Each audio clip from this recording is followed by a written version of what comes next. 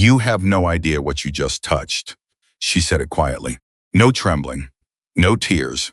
Just 4 words delivered in a voice so calm it cut through the laughter like a blade through smoke. The 4 young men surrounding her didn't stop laughing. Why would they? She was alone. It was past midnight on a highway outside Barstow, where nobody came. And the old black Harley Davidson at their feet was already destroyed. They had no idea they had just made the worst mistake of their lives. If you're watching this story for the first time, welcome and please subscribe to our channel so you never miss a story like this one. Drop a comment and tell me what city you're watching from. I want to see how far this story travels. Now, let's begin. The night Emily Carter's Harley Davidson was destroyed, she had been riding alone for 11 hours. That was nothing unusual for her.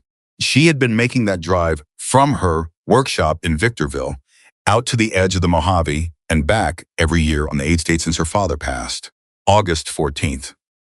The anniversary of the day Thomas Carter had taken her out on that very motorcycle for the first time, when she was 6 years old and the desert wind had felt like freedom itself pouring over her small face. She had never stopped making that drive.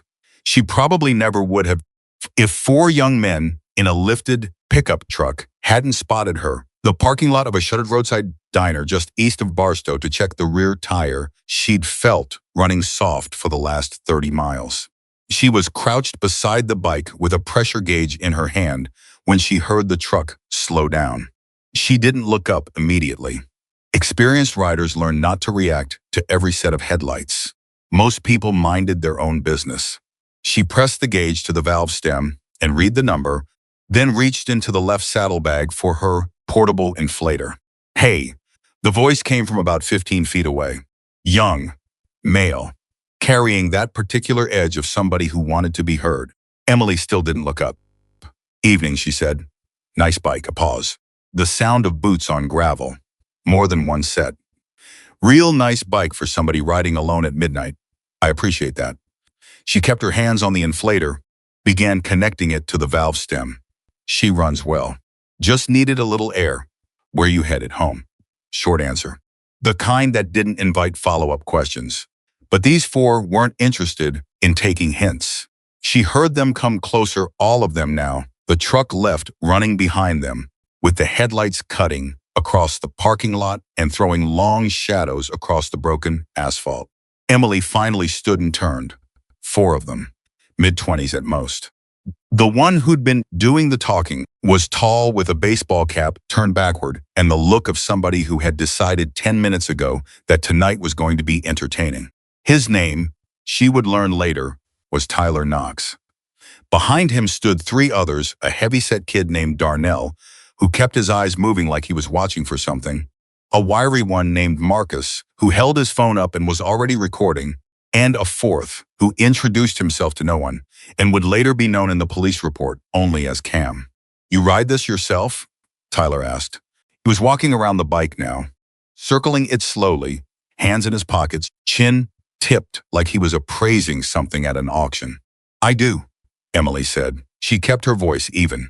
She was 5 feet 4 inches tall and 130 pounds, and she was very much aware that she was alone in a parking lot at midnight with 4 men she didn't know. She had been in uncomfortable situations before. She had learned years ago that the worst thing you could do in a situation like this was let them know you were uncomfortable. This is an old bike, Tyler said. He stopped at the front and kicked the tire lightly with the side of his boot, like a real old one. What is this, 70s? 68, she said. Shovelhead. My father rebuilt it himself. Your dad let you take out his motorcycle. My father passed 5 years ago, Emily said. It's mine, now. Tyler looked back at Marcus, and something passed between them, the look of 2 people who have already decided what they're going to do and are now just deciding when. Emily recognized it. She had seen that look before, though not often, and the recognition of it moved through her body as something cold and very clear.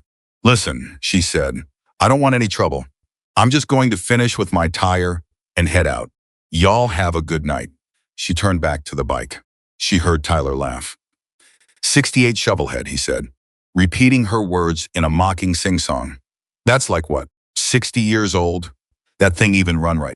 It runs fine, Emily said, without turning around. Must be worth something then. His voice was closer now. Old thing like that, all original what, 10,000? 15. I'm not interested in selling, she said. I didn't say I was buying. That was when she turned around. Tyler was standing directly behind her, close enough that she had to take a half step back to put distance between them. He was looking at her with the specific expression of someone who knew he had the numbers advantage and wanted her to know he knew it. What do you want? Emily asked. He smiled. We're just looking. And then Marcus lowered the phone from recording her face and turned it toward the motorcycle. And Darnell stepped forward and put both hands on the left handlebar. And Emily said quietly, clearly, with no performance in her voice at all, "Don't touch it." Darnell looked at her. Then he looked at Tyler. Then he rocked the handlebar hard enough that the bike shifted on its kickstand, and Emily moved without thinking. She stepped forward with both hands out to catch the bike, to keep it from going over, and Tyler stepped into the space she'd vacated, and his shoulder hit her, and she stumbled sideways, and the Harley went down. The sound it made when it hit the asphalt was catastrophic. Chrome against pavement, metal bending, glass breaking. 68 years of her father's work and her own care, and every mile they had ever ridden together, and the bike just went down and lay there on its side, with the headlight cracked open and the mirror arm snapped and the gas tank, leaving a dark stain spreading beneath it in the dark. Emily stood very still. The laughter started almost immediately. Tyler's first, then Darnell's, then Cam's low chuckle from somewhere behind. Marcus kept recording, panning from her face down to the fallen motorcycle and back up again. "Oh man," Tyler said. "That was an accident." "I saw that, right?" "That was totally an accident." Emily didn't move. She was looking at the motorcycle. Her father's hands had touched every part of that machine. His knuckles had bled on the carburetor. His voice had explained every gear and gasket and brake line to her. Across 10 years of Sunday mornings in a garage that always smelled like oil and coffee. The crack running through the headlight glass was not just damage. It was something irreplaceable, broken. She breathed in once. She breathed out. She looked up at Tyler Knox. "You have no idea what you just touched," she said. He grinned at her. "Oh yeah? Who you gonna call, lady?" "Your dad." And that was the moment something in Emily Carter's face went very quiet. Not sad. Not frightened, quite in the way that a desert goes quiet right before a storm nobody saw coming. "No," she said. She reached into her jacket pocket and took out her phone. "I'm going to call Bear." She pressed the contact, lifted the phone to her ear. Tyler looked at Marcus. Marcus shrugged. The name meant nothing to them. The call lasted 11 seconds. Emily said 3 sentences. She gave the location. She described the situation. She said the Harley was down. Then she hung up and stood beside her fallen motorcycle with her arms at her sides and waited. "Who's Bear?" Tyler asked. His voice still had the laugh in it, but it was thinner now. Something in the way she'd made that call, the lack of emotion. The precision of the information had shifted the air between them slightly. "You'll see," Emily said. Tyler looked at the others again. He was deciding whether to be amused or irritated. He settled on amused because it was easier. "All right," he said. "Sure, we'll wait. Me and the boys got nowhere to be." So they waited. 7 minutes passed. Tyler had his phone out now, growling. Darnell sat on the truck hood. Marcus moved around the fallen Harley, taking more footage for reasons that would later prove deeply unfortunate for all 4 of them in a courtroom. Cam lit a cigarette. Emily stood without moving. She was not looking at them. She was looking east, down the highway, into the dark. And then it came. A sound. Low at first, like distant thunder that couldn't decide whether it was arriving or receding. Then it became something more definitive. A pulse. A frequency. The kind of sound that doesn't build so much as it accumulates, layering on itself until it stopped being a sound and started being a presence you could feel in the center of your chest. Tyler's phone went still in his hand. Darnell slid off the truck hood and stood up straight. Marcus stopped recording Emily and turned to face the highway. The first headlight came around the long curve a half-mile east. Then a second beside it. then 3 more behind those. Then the column of lights stretched back further than the curve would show, and the sound swelled until it filled the desert from one side of the highway to the other, until it was the only thing in the world until the 4 young men standing in that parking lot understood in the specific, physical, stomach-dropping way that understanding sometimes arrives that they had made a calculation error of extraordinary magnitude. 1 motorcycle became 5, 5 became 12, 12 became 20, and the 20 spread out as they turned into the parking lot and cut their engines one by one in a sequence that created its own kind of silence, a silence that was not quiet at all, but full of everything that had just been communicated. 21 motorcycles, 21 riders, and at the front, stepping off a matte black Road King with the ease of someone who had ridden 100,000 miles and had nowhere particular to be, was a man who stood 6 feet 4 and had a beard that had gone iron gray and hands that the size and shape of things that had been tested against real work for a very long time. Bear Dalton. He didn't look at Tyler Knox first. He didn't look at the truck. He looked at the Harley lying on its side in the middle of the parking lot, and something moved across his face that was not anger exactly, but was deeper the way someone looks when they see something sacred treated as ordinary, when they see a story they know personally being disrespected by someone who doesn't know it exists. He looked at it for a long moment. Then he walked past it and stopped in front of Emily. "You okay?" he asked. His voice was low, direct. The voice of someone who did not use more words than the situation required. "I'm okay," Emily said. "The bike's not," he nodded once. He turned to look at the Harley on the ground and then back at her. "We'll fix it. I know you will." He looked at her for another second with an expression that contained something complicated concern and anger and a kind of grief, and then he turned and walked toward Tyler Knox. And 2 of his riders fell into step beside him without being asked. Tyler had been trying to arrange his face into something that looked unbothered. He wasn't succeeding. "Hey man, look," he started. "This was all a misunderstanding. What's your name?" Bear said. "Tyler. Tyler Knox. And I'm just saying, it was an accident. The bike fell over, and did she ask you to touch the bike?" Tyler's mouth opened. "Closed. Before it fell," Bear said in the same level tone. "Did she ask you to touch it?" "We were just looking." "That's not what I asked." Bear waited. The desert was very quiet.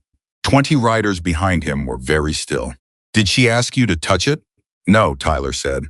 And because he was not completely stupid, and because what stood in front of him was not something he had a response for, he did not try to dress it up. "No, she didn't." "Okay," Bear said. He turned back to his riders. He said a name Danny, and a lean man with a graying ponytail came forward immediately. Bear said, "Get the bike up and see what we're working with." Then he said another name, Rosa, and a woman who wore no patch, but who moved with the ease of someone who had always been part of this, came forward with a first aid kit, though Emily didn't need it, and Bear said, "Stay with her." Then Bear back to Tyler. "You got ID? What? Do you have identification on you?" Tyler's jaw tightened. Behind him, Darnell and Marcus and Cam were doing the math in real time and arriving at the same answer from different directions. "Yeah," Tyler said, "I got ID. Take it out and give it to my guy." He indicated a rider to his left. "He's going to write your information down. Then we're going to call the sheriff's department, and you're going to stay here until they arrive. You're not going to leave. You're not going to misplace your phone." He glanced at Marcus. "And you're not going to delete anything." "You can't tell us what to do," Marcus said, though the statement had very little conviction behind it. "I'm not telling you," Bear said. He wasn't raising his voice. He'd never raised his voice. "I'm explaining what's going to happen." He looked at Marcus's phone, still clutched in his hand. "That footage you took, that's going to help." Marcus looked at him blankly. "It's going to help her," Bear said, "not you. You should probably think about that." The deputy from the San Bernardino County Sheriff's Department arrived 24 minutes later and found 21 motorcycles arranged in a loose perimeter around the parking lot, a fallen Harley being carefully assessed by 3 men who clearly knew what they were doing, and 4 young men sitting on the hood of a lifted pickup truck with their IDs already collected and their cell phones already noted. The deputy's name was Carla Espinoza, and she had been working this stretch of the Mojave for 9 years and had been called to situations involving motorcycle clubs before and knew what to brace for. What she found instead was that every one of the 21 riders was cooperative and calm, and that the young men were not so much defined as they were very quiet, and that the woman at the center of the situation was standing beside the fallen Harley in a posture that Espinoza described in her report as controlled and composed. "Can you walk me through what happened?" Espinoza asked Emily. Emily did. Clearly. In sequence, without embellishment. When she was finished, Espinoza looked at Marcus and said, "I'll need to look at that footage." Marcus looked at Tyler. Tyler gave a slight nod that cost him something, and Marcus handed the phone over. Espinoza watched the footage for 45 seconds. Then she looked up at Tyler. "That's your voice on this recording." "Yes, ma'am," Tyler said. "And that's you walking behind the woman after she told you she didn't want any trouble." Tyler didn't answer. "And that's your friend here with his hands on the handlebar of her motorcycle after she told him not to touch it." Silence. Espinoza handed the phone back to Marcus. She looked at all four of them for a long moment. Then she said, "All right, I'm going to need statements from each of you individually." While Espinoza worked, the riders Danny and a third man named Hector had gotten the Harley back onto its wheels and were conducting a careful inventory of the damage. Danny took photographs methodically, every angle, every point of impact. Hector used a flashlight and ran his hands over the engine cases, checking for cracks. They worked quietly, speaking to each other in low shorthand that was the language of people who had spent years looking at broken machines and knowing exactly what they were seeing. Emily watched them work. She had her arms crossed over her chest, not in defensiveness, but in the way of someone who needed to hold themselves together without advertising the fact. Rosa stood beside her. Rosa didn't say anything for a long time, which was exactly right. After a while, Rosa said, "When's the last time you saw Bear?" 4th of July, Emily said. "The Barstow run. I fixed his primary chain in the parking lot of a gas station." Rosa smiled. "He told me about that. He said you had it done before he finished his coffee." "He drinks off his coffee slowly." "He does." Rosa looked at the Harley. "Your dad built that from what year?" "He started in 66, finished 68. Then he spent 30 years changing his mind about things." Emily looked at the cracked headlight. The break was clean through the glass, a diagonal fracture. "That headlight ring, he made that himself. He didn't like the stock one. He machined that in his garage with a lathe he bought at a swap meet for $40. Rosa didn't say anything. She didn't need to. "I don't even know if I can get it repaired," Emily said. Her voice was very even. "I know I can replace the glass. But that ring, the chrome, is his work. If the ring is bent, Danny will know," Rosa said. "He's looked at every shovelhead in the desert at least twice." Emily nodded. She breathed. Bear came back to them. He stood with his thumbs in his belt and watched Danny and Hector work for a moment before he spoke. "Damage is bad, but it's not catastrophic," he said. "The tank is dented. The mirror arm is snapped. The headlight glass and ring need attention. Frame looks solid." He paused. "She's fixable, Em." "I know she's fixable," Emily said. "Everything's fixable if you're willing to do the work." He looked at her. "For real?" "I'm angry," she said. "I'm very angry. I don't feel like showing it right now." "That's your right." "I know it is." He let a moment pass. "Your father rode this highway every year on this same night." "I know that." Emily didn't answer. "And I know what day August 14th is," Bear said. "And I know you drove out here alone. Same as always." He said it without judgment. "Just information. You don't have to do everything alone." "Emily, I know that too," she said. She looked at him. "I didn't call you because I couldn't handle it. I called you because it was his bike, and I needed someone who would understand what that meant." Bear was quiet for a moment. "I understand what that meant," he said, finally. Deputy Espinosa had taken all four statements and was writing her report from the hood of her patrol vehicle when she called Emily over. Emily walked to her, and Espinosa looked at her carefully before she spoke. "I want to be clear with you about what the charge picture looks like," Espinosa said. "What's on that recording is criminal mischief, potentially vandalism, depending on the damage assessment, and I'd argue a solid case for menacing, given the four-on-one nature of the situation and your explicit attempt to disengage. You have a strong evidentiary position. I understand, Emily said. The recording helps you significantly. The fact that they stayed. She glanced at the riders behind them. Well, the fact that they had reason to stay also helped. Are they free to go? Emily asked. Espinosa looked at her. I've issued citations and collected contact information. Unless you want me to pursue immediate detention. I don't, Emily said. Let them go. Espinosa studied her for a moment. You're sure? I'm sure. Emily looked over at the four young men on the truck hood. Tyler was watching her with an expression. She couldn't fully read it, had anger in it, and something that might have been the beginning of something else, something less comfortable than anger. I'll pursue this through the proper channels. I don't need them held tonight. Espinosa nodded slowly. All right. She wrote something on the citation block. I'll file my report tonight. You'll hear from the DA's office within the week, given the video evidence. Thank you. Deputy. Espinosa looked out at the riders and back at Emily. You're Thomas Carter's daughter, she said. It wasn't quite a question. Emily looked at her. You knew my father? He fixed my patrol bike once, Espinosa said. Didn't charge me. I tried to pay him and he said, somebody helped me once. Pass it forward. She looked at the Harley. This is his machine, it is. Espinosa was quiet for a moment. Then I'll make sure this case is handled right. When the truck pulled out of the parking lot 20 minutes later, Tyler Knox looked back through the rear window and saw the riders loading the Harley into a trailer that had arrived from somewhere. And he saw the woman standing in the middle of all of them, not outside the circle, but at the center of it. And he saw the big man with the iron gray beard say something to her that made her drop her head for just a moment, just briefly.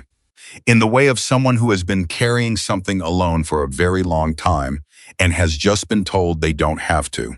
Tyler turned back around and faced forward. He didn't say anything for a long time. Darnell was the one who finally spoke. Who was she? Nobody answered. Marcus, in the back seat, was looking at his phone, at the footage he'd taken. He watched it from the beginning, the arrival, the circling, the bike going down, and what he noticed, watching it from outside the moment, was the thing he hadn't registered when he was standing there. The way she'd stood after it fell, not crumpling, not pleading, just standing with her arms at her sides, and those four words delivered like a fact. You have no idea what you just touched. I think we made a mistake, Marcus said. Tyler didn't respond. A bad one, Marcus said. The truck drove on into the desert dark, and behind them the parking lot lights of the shuttered diner fell away, and the sound of motorcycles, 21 engines. 200 combined years of road between them faded into the night and then was gone. At the workshop in Victorville, the Harley came off the trailer at 2 a.m. Danny and Hector and two other riders, whose names Emily was still sorting out, carried it into the bay and set it on the center stand and turned on every light in the place and began the real assessment. Emily stood beside Bear at the edge of the bay and watched them work. You don't have to stay, she said. I know that, he said. She looked at him.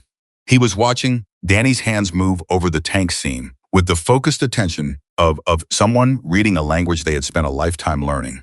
Did you drive far tonight? Far enough, he said. Doesn't matter. Bear, Emily. She stopped. He had a way of saying her name that ended conversations that didn't need to continue. She had never quite understood how he did it. Her father had been able to do it too. Danny stood up. He had his hands on his hips, and he was doing the thing Emily recognized as the face of a man finishing a count. All right, he said. Here's what we've got.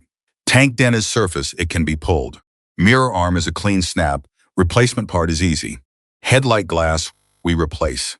The ring, he looked at Emily. The ring is bent, not destroyed. Bent. I can work it. Emily felt something release in her chest. You can work it to original? I can work it close, Danny said. He looked at her steadily. Close enough that you'll know the difference and nobody else will. That's good enough, she said. That's exactly right. Danny nodded. He looked at Bear and Bear gave him a slight nod back. And without further discussion, Danny sat down on the shop stool and reached for the first tool and began. Emily pulled up a second stool and sat down beside him. She wasn't going to sleep. Not tonight. She reached for a rag and the bottle of cleaning solvent that lived on the second shelf, and without being asked, she began working on the road grime that had gotten into the engine fins when the bike went down, cleaning carefully, methodically, the way her father had taught her, working from the center out, never rushing, never pressing harder than the material required. Bear watched her for a while. Then he pulled a folding chair from against the wall and sat down and crossed his arms. And Rosa brought 2 cups of coffee from the machine in the office and handed one to Bear and one to Emily without asking. And the night settled into the particular kind of quiet that happens when people who have known each other through hard things are in the same space doing necessary work. In the corner of the shop, above Emily's father's old tool chest, the red Snap-on box with the stickers she'd put on it when she was 8 and never had the heart to remove, there was a photograph. It was framed in plain wood, not ornate, the kind of frame you pick up at a hardware store because it works, and not because it's special. In the photograph, a man with Emily's eyes and a younger woman's smile was sitting on a black Harley Davidson in a parking lot somewhere, and the sun was behind them, and they were both laughing at something that the camera hadn't captured. Danny glanced at it once while he worked. He didn't say anything. He just kept working. And in a house on the north end of Barstow, Tyler Knox sat on the edge of his bed in the dark and looked at his hands and thought about a woman who hadn't screamed, who hadn't begged, who had just looked at something broken that her father had made and said 4 words that kept arriving in his head no matter how many other thoughts he tried to put in front of them. You have no idea what you just touched. He didn't know her name yet. He didn't know her story. He didn't know that the bike he'd helped knock over had been rebuilt from parts her father had collected across 30 years, or that she had ridden it annually on a pilgrimage that was private and sacred and meant only for her and the memory of the man who had raised her. He knew none of that, but he knew the face she'd made when it hit the ground. And somewhere in the part of himself that still registered human things, he understood that whatever he'd broken tonight was larger than an old motorcycle. He just didn't know yet how much larger. Danny worked through the night without complaint. That was the thing about Danny Reyes that most people didn't know until they'd been around him during something that mattered. He didn't perform effort. He didn't grunt and sigh and make a show of the hours he was putting in. He just worked, steady and quiet, with the particular economy of movement that came from 30 years of doing one thing very well. His hands knew what they were doing before his mind finished the instruction, and that kind of competence had its own sound, the precise click and drag of tools being used correctly, metal responding to pressure that was exactly right. Emily listened to that sound while she worked beside him, and it kept her from going somewhere dark in her own head. By 4 a.m, the dent in the tank had been coaxed outward by 3 degrees, and Danny had declared it workable.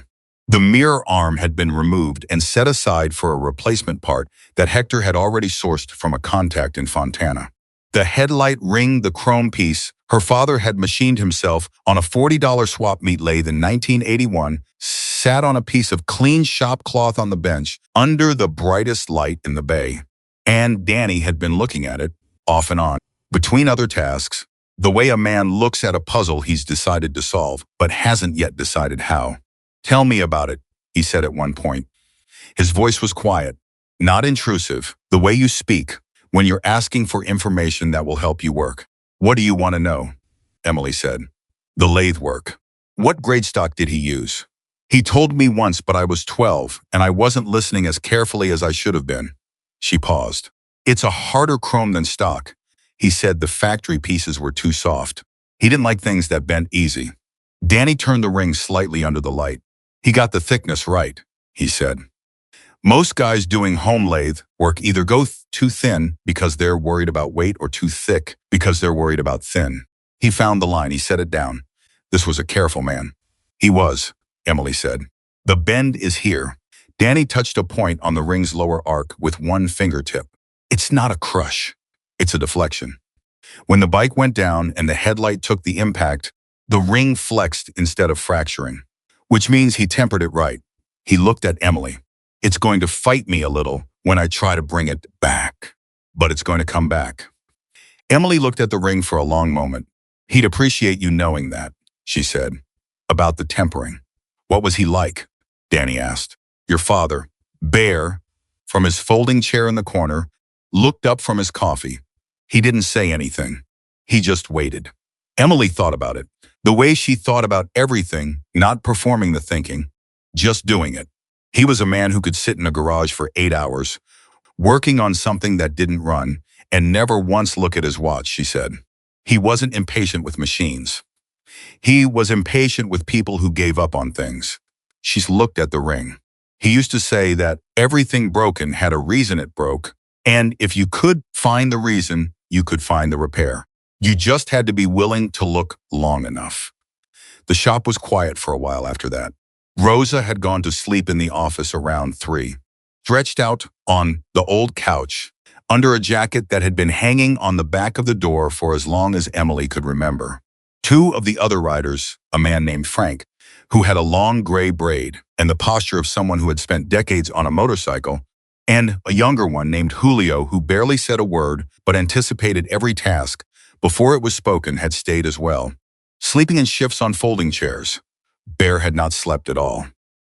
Emily knew this because she had not slept either, and she was aware of him across the bay the way you are aware of something that is a fixed point always there, not demanding attention, but present in a way that mattered. At 6 in the morning, with the first pale light coming through the high transom windows that her father had never gotten around to replacing with something better, Emily stood up and stretched and walked to the small refrigerator in the back corner and took out 2 bottles of water. She walked back to Bear and handed him one. He took it without comment. She sat down on the stool beside him instead of going back to her spot near the bench. For a while, they just sat. I used to think he told you everything, Bear said finally. Emily looked at him. About what? About the chapter. About the old days. About all of it. He turned the water bottle in his hands. Your father and I, we rode together for 22 years. He was the kind of man who didn't talk about what he'd done. He just kept doing it. Half the people he ever helped didn't know it was him. They just knew somebody showed up. That sounds right, Emily said. Did he ever tell you about the Victorville winter? 97, 98. The one where he stopped himself. Actually, did he ever tell you how he met your mother? Emily looked at him slowly. He said he met her at a diner in Needles. She was a waitress, and he had a broken clutch cable, and he pushed the bike to the first place with lights on. Bear nodded. That's true. That's where they met. He paused. What he didn't tell you was that he'd pushed that bike 14 miles to get to that diner. In December, at night, he looked at his water bottle. His hands were so cold by the time he got there he couldn't get his wallet out of his pocket. Your mother brought him coffee and didn't charge him for it. And when he finally got his wallet out to pay, she said, I already told them, you're my cousin visiting from Needles. It's on the family tab. Emily was very still. He told me that story 3 times over 22 years, Bear said. He said the thing that got him wasn't that she was kind. It was that she already had the solution before he finished explaining the problem. He said that was the most impressive thing he'd ever seen a person do. Emily looked at the photograph on the wall, the one with her father and the motorcycle and the sun and the laughter at something the camera hadn't caught.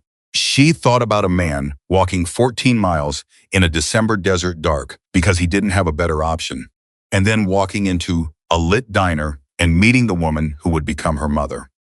He never told me the 14 miles part, she said. He wouldn't, Bear said. He didn't tell the parts that made him look like he'd suffered. He only told the parts where something good happened. The morning came fully while they sat there. Danny began working on the ring with a set of tools Emily had never seen him use before, a particular combination of heat and pressure and patience that looked less like repair work and more like coaxing, like conversation. He would apply heat, then pressure, then let the metal rest, then do it again. He worked in silence and nobody interrupted him. At 7:15, Emily's phone rang. She looked at the screen. Unknown number with a Barstow area code. She answered. Is this Emily Carter? The voice was male, adult, trying to sound authoritative and landing somewhere closer to careful. "This is Emily Carter," she said. "Miss Carter, my name is Richard Knox. I'm Tyler's father." A pause. "I heard what happened last night. I want to start by saying I'm sorry. I know that probably doesn't mean much right now, but I want you to know I've been up since 3 in the morning because my son came home and told me what he did. And I want you to know that is not how I raised him." Emily had not expected this call. She had expected to hear from the DA's office. She had expected a lawyer. She had not expected a father. "Mr. Knox," she said carefully. "Please let me finish," he said. "I know you don't owe me anything. I know you don't know me, but I knew of your father. Thomas Carter. I bought a bike off a guy in Adelanto about 15 years ago. Engine was seized. And your father is the one who looked at it and told me what it needed and charged me half what he should have." He paused. "I didn't know his daughter was the woman my son. I didn't know until Tyler told me this morning whose bike that was." Emily sat with this for a moment. "How is your son?" she asked, not because she was certain she wanted the answer, but because she was Thomas Carter's daughter. And Thomas Carter had never wasted a piece of information that might help him understand something. "Scared," Richard Knox said, "and he should be. He's 23 years old, and he has never in his life sat where he sat last night, and I think," his voice broke very slightly, "I think last night was the first time something real happened to him, and he didn't know how to handle it." Emily stood and walked to the door of the bay and pushed it open and stepped out into the early morning air. She could hear Bear watching her from inside, but he didn't follow. She appreciated that. "Mr. Knox," she said, "I'm going to let the legal process work the way it's supposed to work. That's not me being harsh. That's me believing the system should do what it's designed to do." She paused. "Beyond that, I don't know yet what I think." Last night she stopped, started again. "That motorcycle is the most important physical object in my life. It belonged to my father, and I've been the keeper of it for 5 years. And last night somebody treated it like it was nothing. And the only way I know how to process that is to get it repaired and then figure out what comes next." Richard Knox was quiet for a moment. "What can I do?" he said. "What can I actually do? Right now?" She thought about it. "Make sure your son understands that the court process is going to ask things of him. And make sure he shows up when it does." "He'll show up," Richard Knox said. "You have my word on that." She went back inside. She handed Rosa her phone to look up the DA's contact information for San Bernardino County and sat back down on the stool and picked up the rags she'd been using on the engine fins and went back to work. Bear watched her for a moment and then said, "His father called? How did you know?" "Because real trouble always starts with a father making a phone call he didn't want to make," Bear said. "What'd he say?" "That he's sorry and that his son is scared and that Tyler told him who the bike belonged to." Bear's jaw moved. "He knew Thomas. He knew of him," Emily said. "He said my father repaired his engine and charged him half." Bear made a sound that wasn't quite a laugh and wasn't quite something else. "That sounds about right," he said. "Your father once fixed a bike for a deputy sheriff who'd pulled him over for a tail light. Didn't charge him. Man was so confused he forgot to write the ticket." Emily smiled. It was the first time she'd smiled since midnight. It didn't last long, but it was real. And Bear saw it and said nothing, and that was also exactly right. At 9 that morning, 3 more riders arrived at the shop. They came without announcement or explanation. They simply showed up with food from a diner 2 miles away and set it on the workbench and started talking to Danny about the repair progress. Then 2 more came at 10. And by 11, there were 11 people in Emily's shop on a Saturday morning that had not been announced to anyone as anything in particular. Emily looked around at 11 o'clock and tried to remember the last time her shop had contained 11 people at once. She couldn't. Rosa was on the phone in the corner, talking to someone in a low voice that had the clipped efficiency of a person working through a list.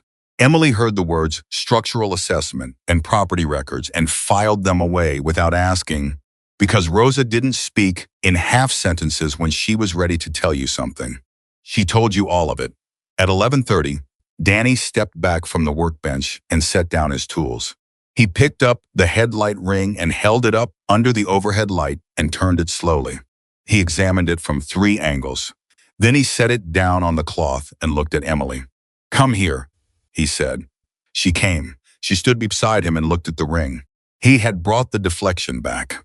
Not perfectly, she could see the ghost of where the metal had given way. A subtle variance in the curve's geometry that you wouldn't see unless you knew to look for it, unless you had spent years looking at something and understanding every millimeter of its original shape. But you would have to know. You would have to have loved it long enough to memorize it. "You said," Danny told her quietly, "that close enough that you'd know and nobody else would." "I did say that," Emily said. "I got it to that," he said. "If you want me, keep going." "No," she said. "No, this is right." She picked up the ring and turned it in her hands. The chrome caught the light the way her father's work always had, not flashy, not performing, just solid and true, and made by hands that knew what they were doing. She felt the spot with her fingertip, the ghost curve. "This is right," she said again. "This is what repair looks like. You can see where it was broken. You just can't see the break anymore." Danny nodded. "That's the best kind," he said. It was at that moment that Rosa came over from the corner, phone down, and said, "Emily, I need to talk to you about something." Her voice had changed. It had that particular quality of someone who has information that matters and is choosing carefully how to deliver it. Emily turned to look at her. Rosa had a legal pad in her hand with 3 lines of notes on it, and her expression was the focused, clear-eyed expression of someone who had been working a problem from multiple angles. "Sit down," Rosa said. "I'd rather stand." Rosa looked at her for a moment and then said, "Okay, standing is fine." She looked at her notes. "The property owner of this shop, Kenneth Marsh, he filed a commercial property transfer notice with the county records office 11 days ago." The shop went quiet. Not obviously, people kept doing what they were doing, but the particular frequency of the room changed, the way it changes when several people hear something at the same moment and process it without responding. "He's selling," Emily said. "He's in the process of," Rosa said. "The transfer hasn't finalized. But 11 days ago, a buyer filed intent to purchase, and that buyer is a development LLC registered in Nevada." She paused. I looked up the LLC. It has the same registered agent as 4 other commercial properties that were converted in the last 3 years, 2 in Riverside County and 2 in San Bernardino. "Converted to what?" Emily asked. "Mixed-use residential," Rosa said. "In every case, the existing commercial tenants were given 90 days. She met Emily's eyes. "Your lease renewal is in 31 days. The number landed in the room the way bad numbers do, clearly, without softening. Emily stood very still.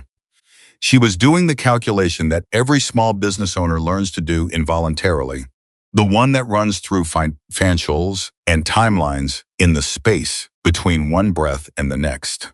She had 31 days to her lease renewal. She had not heard from Kenneth Marsh about renewal terms. She had assumed, and she could see now exactly how that assumption had been constructed. One comfortable month at a time that the renewal would proceed as it always had. She had assumed wrong. "Does Bear know?" she asked. "I'm telling you first," Rosa said. Emily nodded.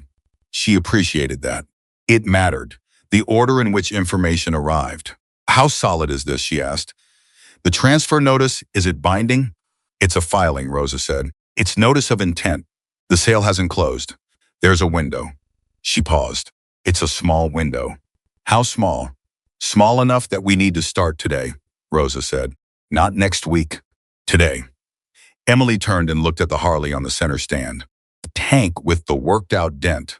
The ring Danny had brought back from the edge of ruined. The mirror arm gone, waiting for its replacement part, and in the absence of the mirror, a clean circle of exposed chrome that caught the morning light. Her father's machine, her father's shop, her father's mission continued in this building, in this neighborhood, for 5 years since she'd lost him. "What do I need to do first?" she asked. Rosa had already turned to the first page of her legal pad. "First, I need the original lease document. Do you have it here, or is it?" "File cabinet," Emily said. "Third drawer. There's a blue folder." Rosa nodded and moved. Emily turned to Bear.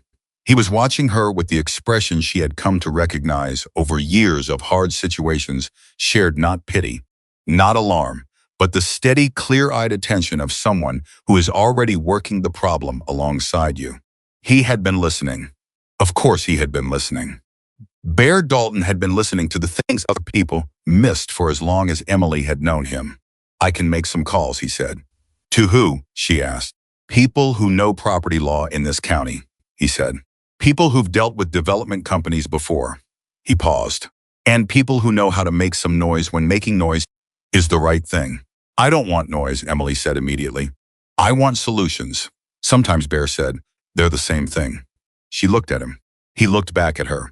She understood what he was saying, not bravado, not the blunt instrument response that people sometimes expected from a man who looked the way Bear looked. He meant the kind of noise that happens when a community shows up, the kind that moves property records and lease terms by showing decision makers what they would lose by proceeding. Okay, she said. Bear reached for his phone. Rosa came back from the file cabinet with the blue folder. She opened it on the workbench and spread the lease document flat. And without being asked, Frank and Julio moved their coffee cups to make room. And Danny leaned in to look without touching the paper. And the morning that had begun in damage and exhaustion began to reorganize itself around something Emily had not expected when she'd pulled into that parking lot at midnight. Purpose. Her phone rang again at noon. This time it was Deputy Espinoza. Miss Carter, Espinoza said. I wanted to let you know the report has been filed and the case has been forwarded to the DA's office.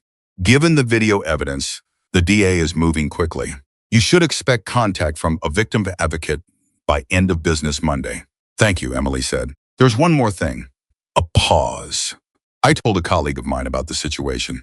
He covers this section of the Mojave on alternating weeks. His name is Rodriguez.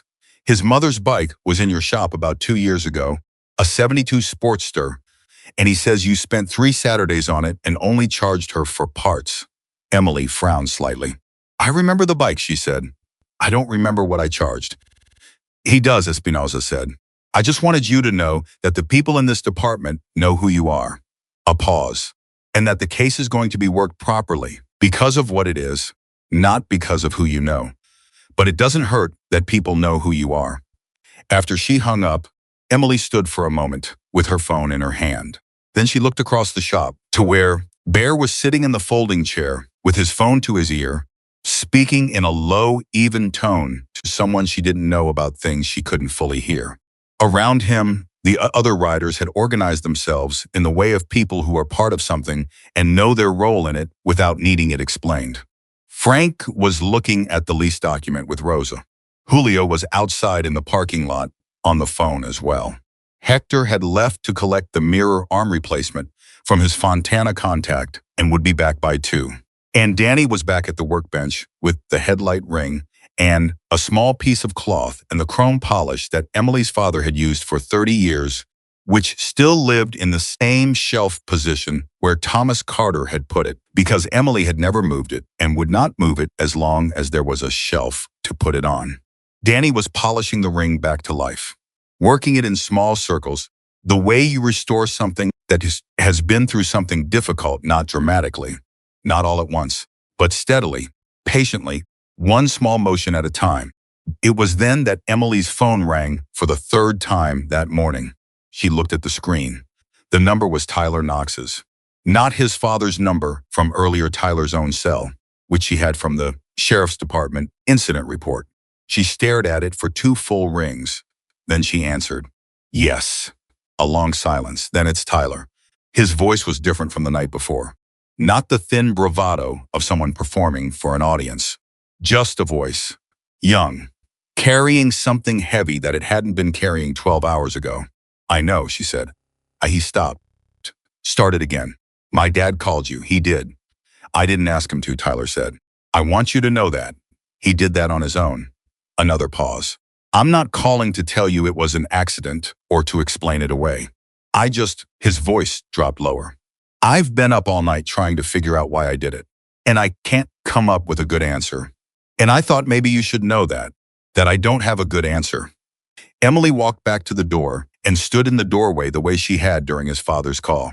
The voice was full and bright now, And the parking lot was half full of motorcycles she knew and some she didn't. You're right that there isn't a good answer, she said. There's only a real one. Silence. Then, what does that mean? It means I'm not interested in the story you tell yourself about why you did it, Emily said. I'm interested in what you decide to do next. She paused. The legal process is going to ask things of you. And I've already told your father that I expect you to show up. I will, he said. Quickly. Then more slowly. Is the bike okay? She looked back over her shoulder at the Harley on the center stand. At Danny working the chrome ring under the overhead light. At Bear on the phone in the corner. At the people filling her father's shop on a Saturday morning that had not been planned. She's going to be okay, Emily said. She didn't tell him that last part wasn't true. But the bike had not been through worse. But she said it because it felt like the kind of thing you say to someone who is standing at the beginning of understanding something. You give them just enough to keep them moving forward. And then you let the rest come to them at the pace they can handle it. She hung up. She went back inside. She picked up her rag and went back to the engine fins. And Bear, from the corner, watched her for a moment and then said quietly, not to her specifically, not to anyone in particular, but to the room, Thomas Carter's daughter. Nobody responded. But the way Danny's hands kept moving on the chrome, the way Rosa's pen kept moving on the legal pad, the way Frank and Julio and all the others in that space continued doing what they were doing without missing a beat, that was the response. The shop worked on. The morning moved forward.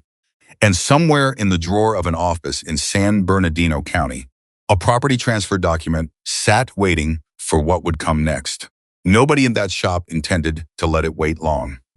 The letter from Kenneth Marsh arrived on Monday. Not an email, not a phone call.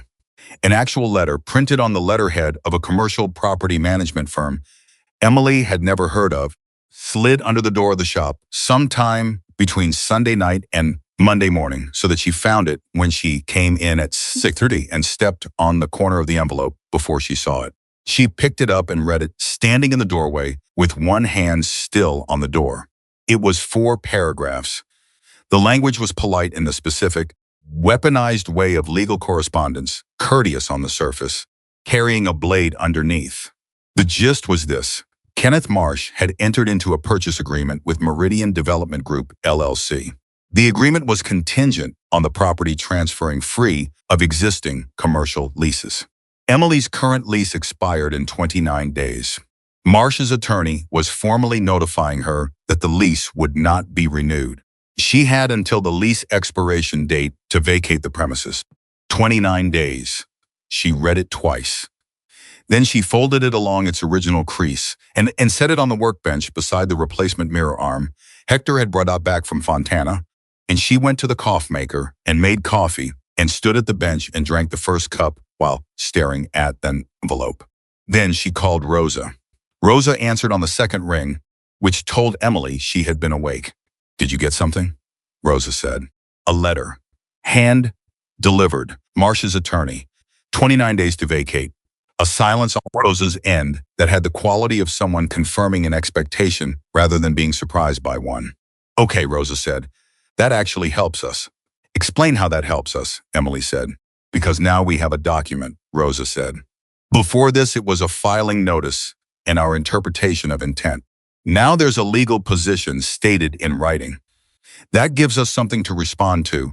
And responding to something in writing is a different conversation than chasing an intention. She paused. I need to see the letter today. Can you photograph it and send it to me right now? Emily photographed it. She sent it. She heard Rosa's phone receive the image and then heard what sounded like Rosa already walking towards something. Who's the attorney? Rosa asked. Peterson Avery Group. San Bernardino. I know of them, Rosa said, and the way she said it not warmly told Emily everything she needed to know about Peterson Avery Group. Give me 2 hours. Don't respond to the letter. Don't call Marsh. Don't call the attorney. 2 hours.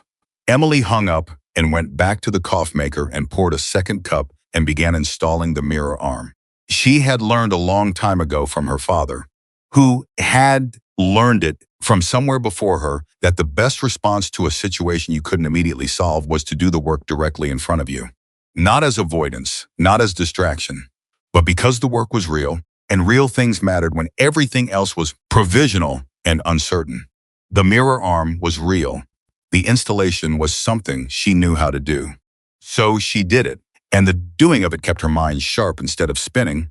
And by the time the arm was seated correctly, and the bolts were torqued to spec, she had the beginning of a plan forming in a part of her mind that worked best when her hands were occupied.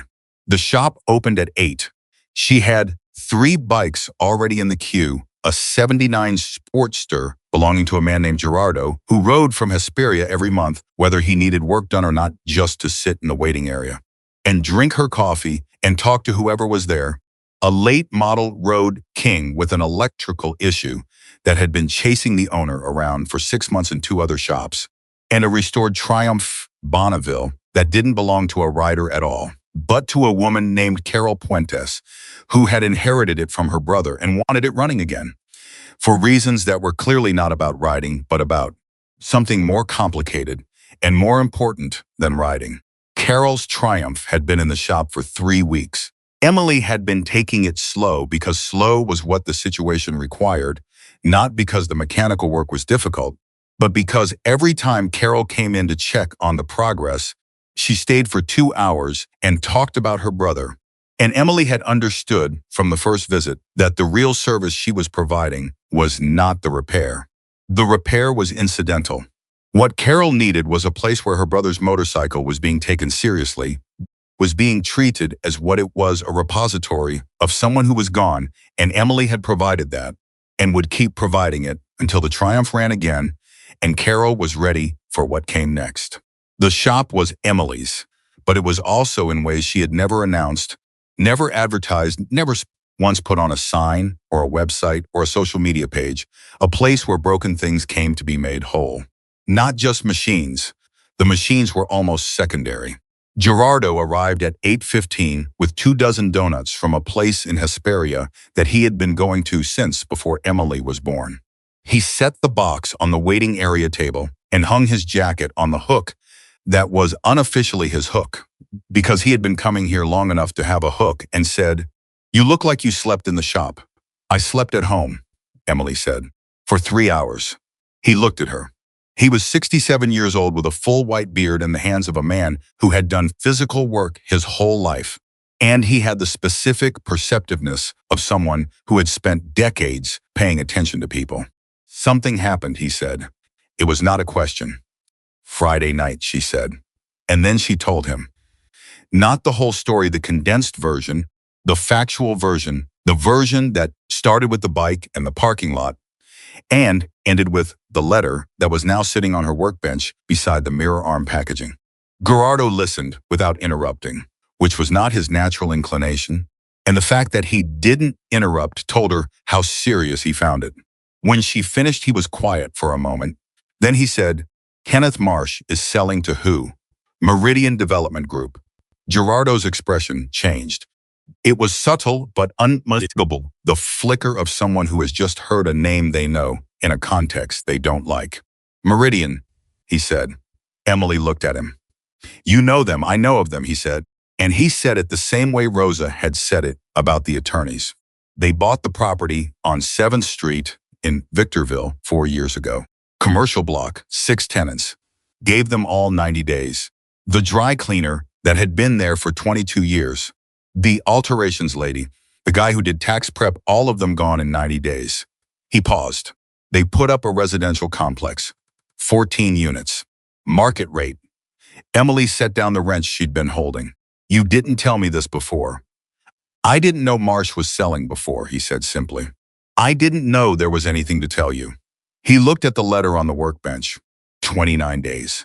29 days, she said. He looked at the Triumph in the corner. He looked at the Sportster on the lift, waiting for her. He looked at the photograph above the tool chest, Thomas Carter on his Harley, laughing at something no one else could see. Then he looked at Emily with the expression of someone who has arrived at a decision. "I'm going to make some calls," he said.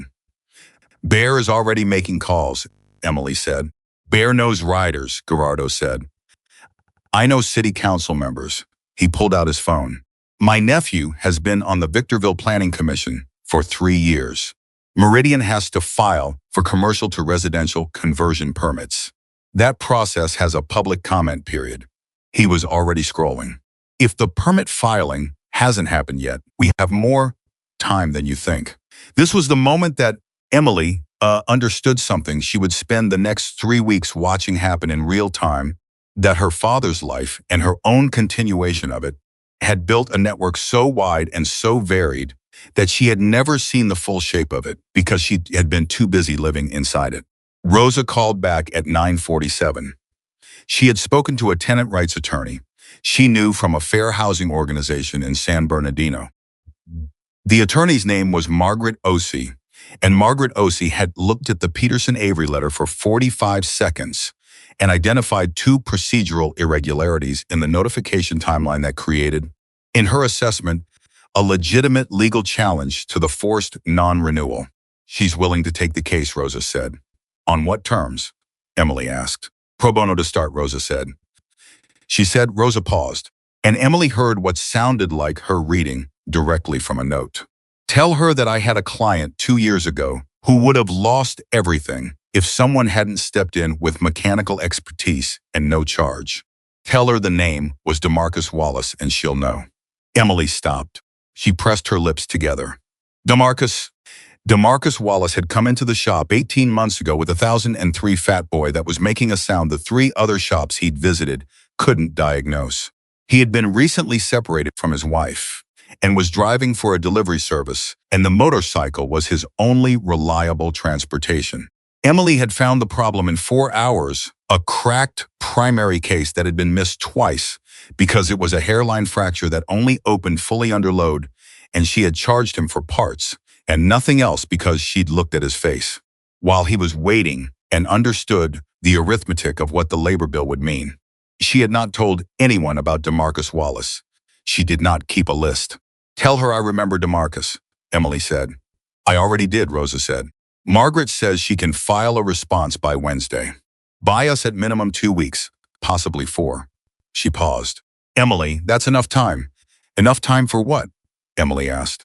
For what Bear and I have been putting together since Saturday morning, Rosa said. But I need you to trust me on the timing. Can you do that? Emily looked around her shop. At Gerardo in the corner, already on the phone with his nephew on the planning commission, speaking in the rapid specific shorthand of a man who knows exactly what he's asking for and why. At the Harley on the center stand with its repaired ring and its pulled-out dent and the ghost of curve that only Emily could see. At Carol Puentes' Triumph in the back, waiting for her. I trust you, Emily said. Tell me what you need from me. Keep the shop open, Rosa said. Do what you do. That's all. Tuesday morning, Tyler Knox arrived. He came alone. No Marcus, no Darnell, no Cam.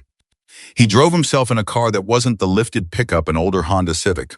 Nothing notable, and he parked in the lot and sat in it for what Emily later estimated was 6 minutes before he got out.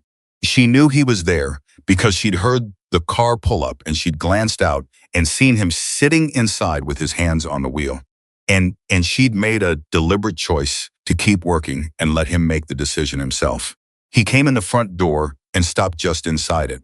He was wearing the same kind of clothes he'd been, Friday night jeans and a work jacket, but the arrangement of his body was completely different. Friday night he'd occupied space someone does when they want to be noticed in it. Now he stood just inside the door, like someone who wasn't sure the door was supposed to open for him. Gerardo looked up from his chair, looked at the young man, looked at Emily, said nothing. Tyler, Emily said, not warmly, not coldly. Miss Carter. He cleared his throat. I didn't call ahead. I should have called ahead. I can leave if, come in or go out, she said. Don't stand in the door. He came in. He stopped about 10 feet from the workbench where she was running a diagnostic on the Road King's electrical system, a process that required attention and patience and did not stop for visitors. She kept her eyes on the diagnostic reader while she spoke. Why are you here? She asked. He took a breath. My court date is in 6 weeks. My attorney says community service hours might factor into the sentencing recommendation. He said I should contact you and stop, Emily said. She looked up from the diagnostic reader. Your attorney told you to come here for community service hours. That's why you drove out here on a Tuesday morning. He held her gaze. To his credit, he didn't look away. That's how it started, he said. When I was sitting in the car outside. He paused. But sitting in the car, he stopped, started again. My dad told me, your father built this shop. He told me Thomas Carter was someone people in this community. He stopped again, and she could see him working against the impulse to let the sentence be easier than it needed to be. My dad said, your father was a man who actually did things, not talked about things, did them. The Road King's diagnostic reader beeped. Emily noted the code and set it aside. Your dad is right, she said. I've been up since 4, Tyler said. I can't stop thinking about Friday night. Not because I'm scared of what happens to me legally. Because of the way you looked at the bike when it was on the ground. His voice dropped slightly. I didn't understand what I was looking at. I understand it better now, and I can't, it keeps being in my head. Emily studied him for a long moment. She was measuring something that didn't have a name, exactly the distance between what someone said and what they meant, and whether that distance was getting smaller or larger as they spoke. Tyler Knox was 23 years old, and he had done a stupid, cruel thing, and he was standing in her shop on a Tuesday morning because something in him had not let him stay away, and she had to decide what to do with that. You want community service hours, she said. Fine, I'll give them to you. She pointed at the back of the shop. That Triumph in the corner. There's a pile of parts beside it that need to be cleaned, cataloged, and organized on the shelf marked with blue tape. The cleaning solvent is under the second bench. The rags are in the bin. The catalog sheet is on the clipboard on the wall. He looked at the Triumph. He looked at her. That's it? That's it, she said. But I'll tell you this about that motorcycle. It belonged to a man named Carlos Puentes, who died 14 months ago and left it to his sister Carol. Carol comes in every Thursday to check on it. When she comes in, you speak to her the way you would speak to a woman who has lost someone she loved. You don't explain yourself to her. You don't tell her what you're doing here. You just do your work and you speak respectfully.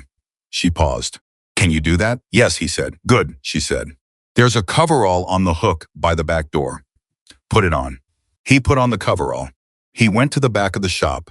He found the cleaning solvent and the rags and the clipboard, and he sat down on the floor beside the parts pile for Carlos Puentes' Triumph Bonneville, and he began. He didn't ask questions. He didn't try to make conversation. He worked. Gerardo watched him from the corner for a while with the expression of a man withholding judgment but accumulating data. Then he went back to his phone.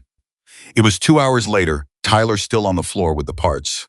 Emily deep in the Road King's wiring harness, Gerardo on his third coffee that Bear Dalton walked in. He stopped when he saw Tyler. Tyler looked up from the floor and saw Bear, and something happened in his body, not quite a flinch, but the ghost of one, the muscle memory of Friday night arriving before his conscious mind could process the present moment.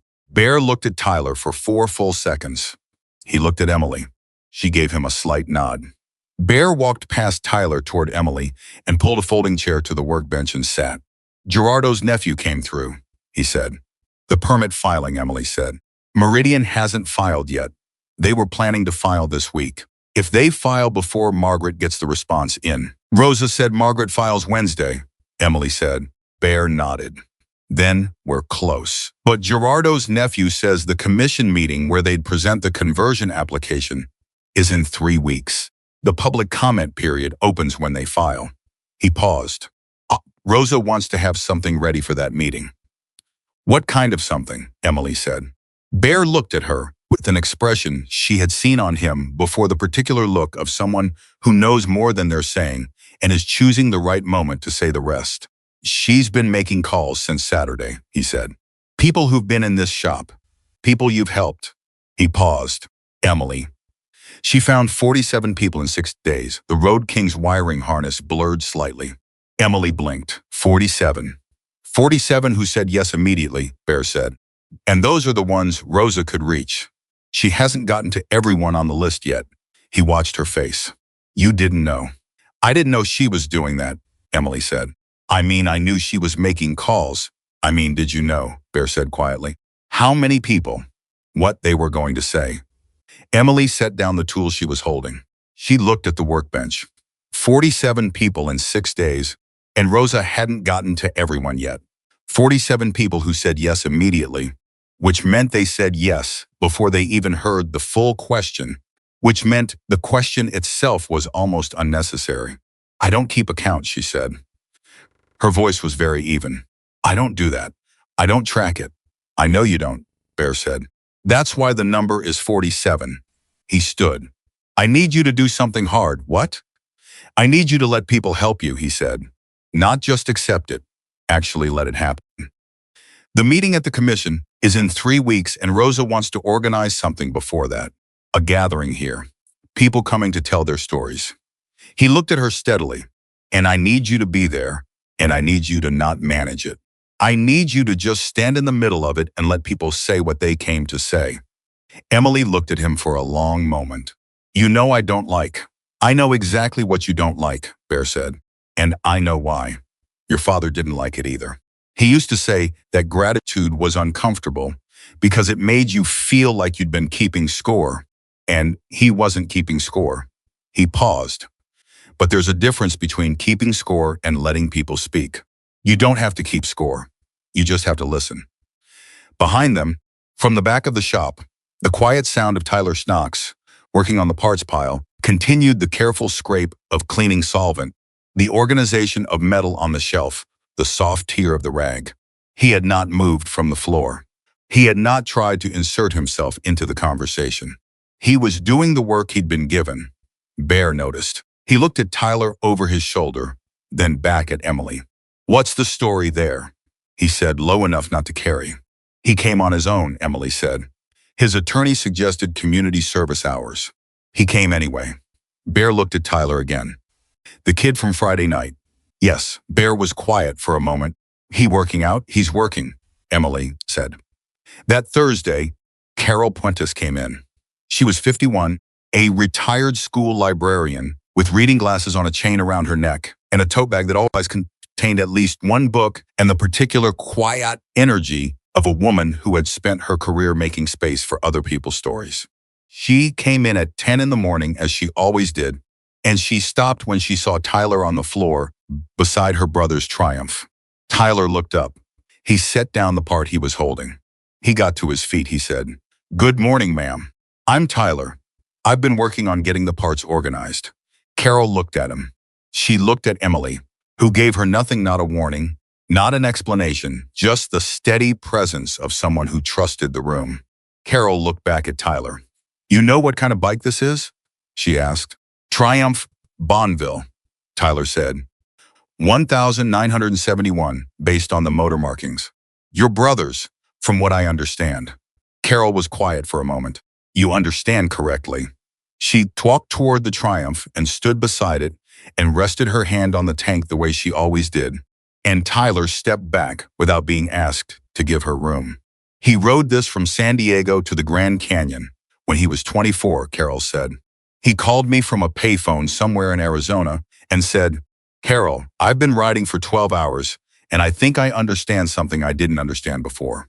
And I said, what do you understand, Carlos?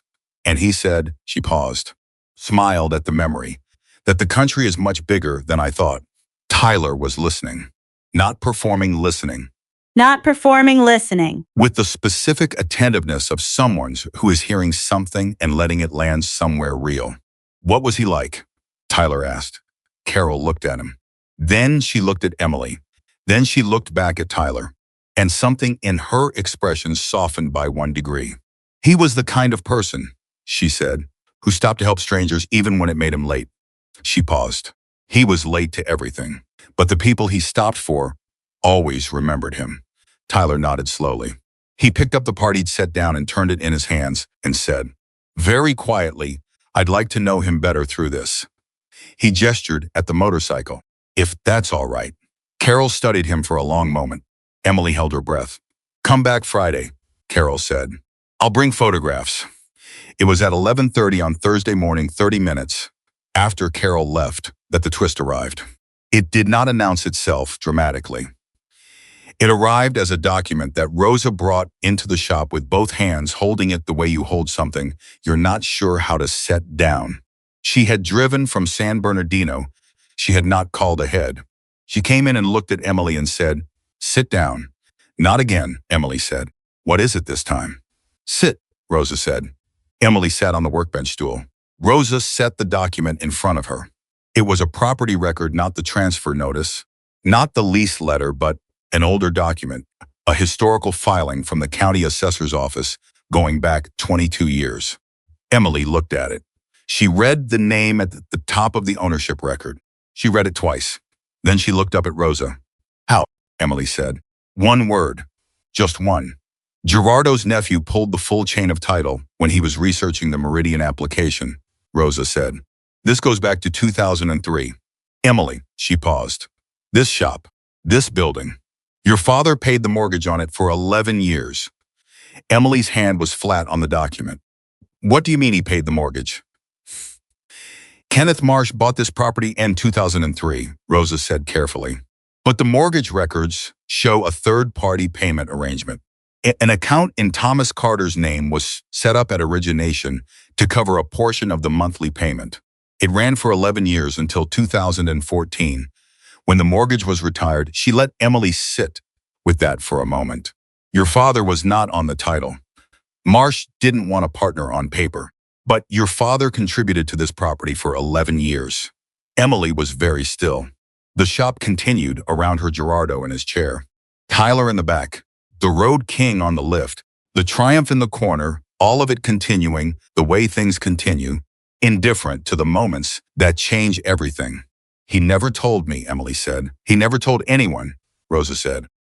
"There's nothing in writing except the payment records. No agreement, no letter, nothing that would show why." She paused. "But there's one more thing." She reached into her folder and drew out a single page. "When your father died 5 years ago. His estate, I handled the estate," Emily said. "There was nothing significant. The tools, the truck, there was a document," Rosa said, "filed with the estate attorney. It was in a sealed addendum to the will." She set the single page down. "I think the attorney thought it was a letter. It was never registered as a legal document.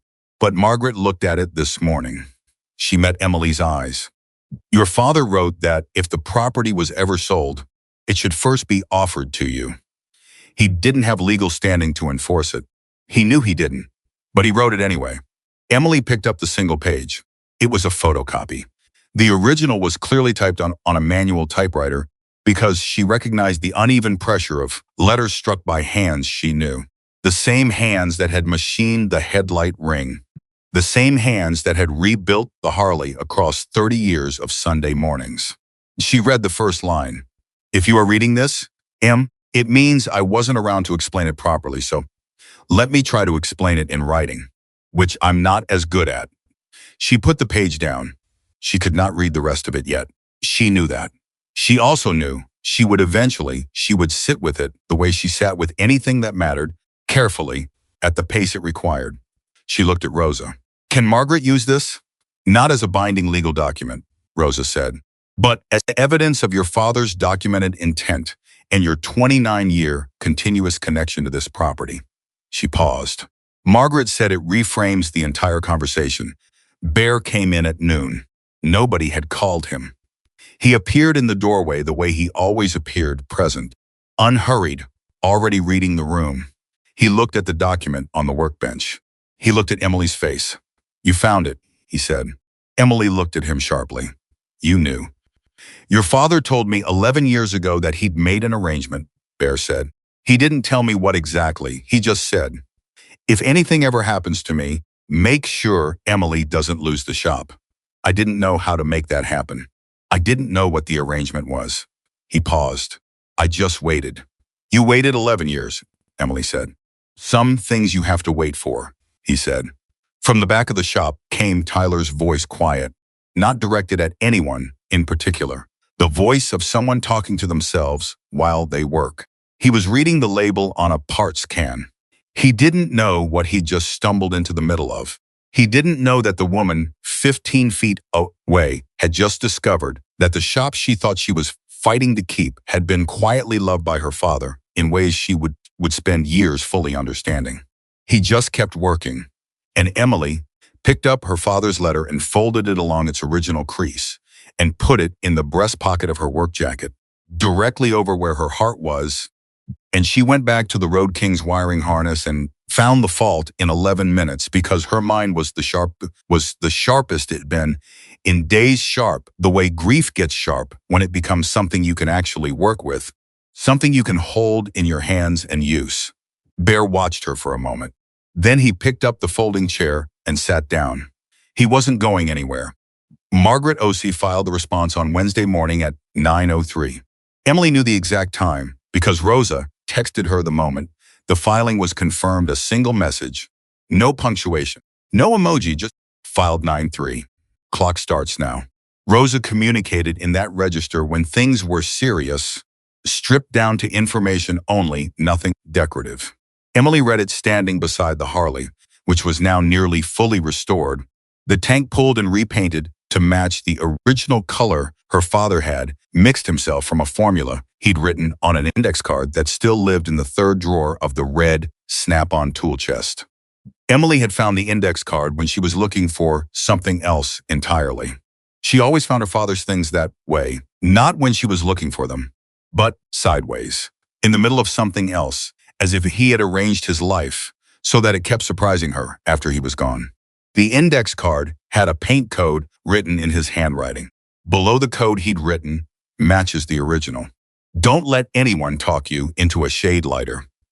She had not let anyone talk her into a shade lighter. The legal response Margaret filed challenged two procedural violations in the Peterson-Avery notification. The first was a timing issue in the formal notice period relative to the lease anniversary date, which created a legitimate dispute about whether the non-renewal was properly executed. The second was more significant. It formally introduced Thomas Carter's documented letter of intent into the record as evidence of a long-standing informal interest in the property that predated the current ownership arrangement. Margaret had framed it carefully, not as a binding legal claim, but as a material factor in any good faith disposition of the property. Peterson-Avery would have to respond. Kenneth Marsh would have to be involved. Meridian Development Group would have to adjust their timeline. They had bought time. How much was not yet clear, but they had it. What Emily had not fully anticipated was what Rosa and Bear had been building during the same week that Margaret was preparing the legal response. She found out about it in pieces first from Gerardo, who mentioned casually on Wednesday afternoon that he'd been talking to some people about coming to the shop Saturday morning. Then from Danny, who called Thursday evening and said he was bringing 2 riders from 29 Palms and did she need anything from that direction. Then from Hector, who texted a question about whether the shop's parking lot could handle overflow. Emily called Rosa. "How many people are coming Saturday?" she asked. Rosa was quiet for exactly 1 second. "Right now?" "Confirmed, 63. Emily sat down on the stool. "Rosa, it might be more by Saturday," Rosa said. "I stopped counting confirmed RSVPs yesterday because it stopped being a useful number to track and started being." She paused. "Emily, people want to come.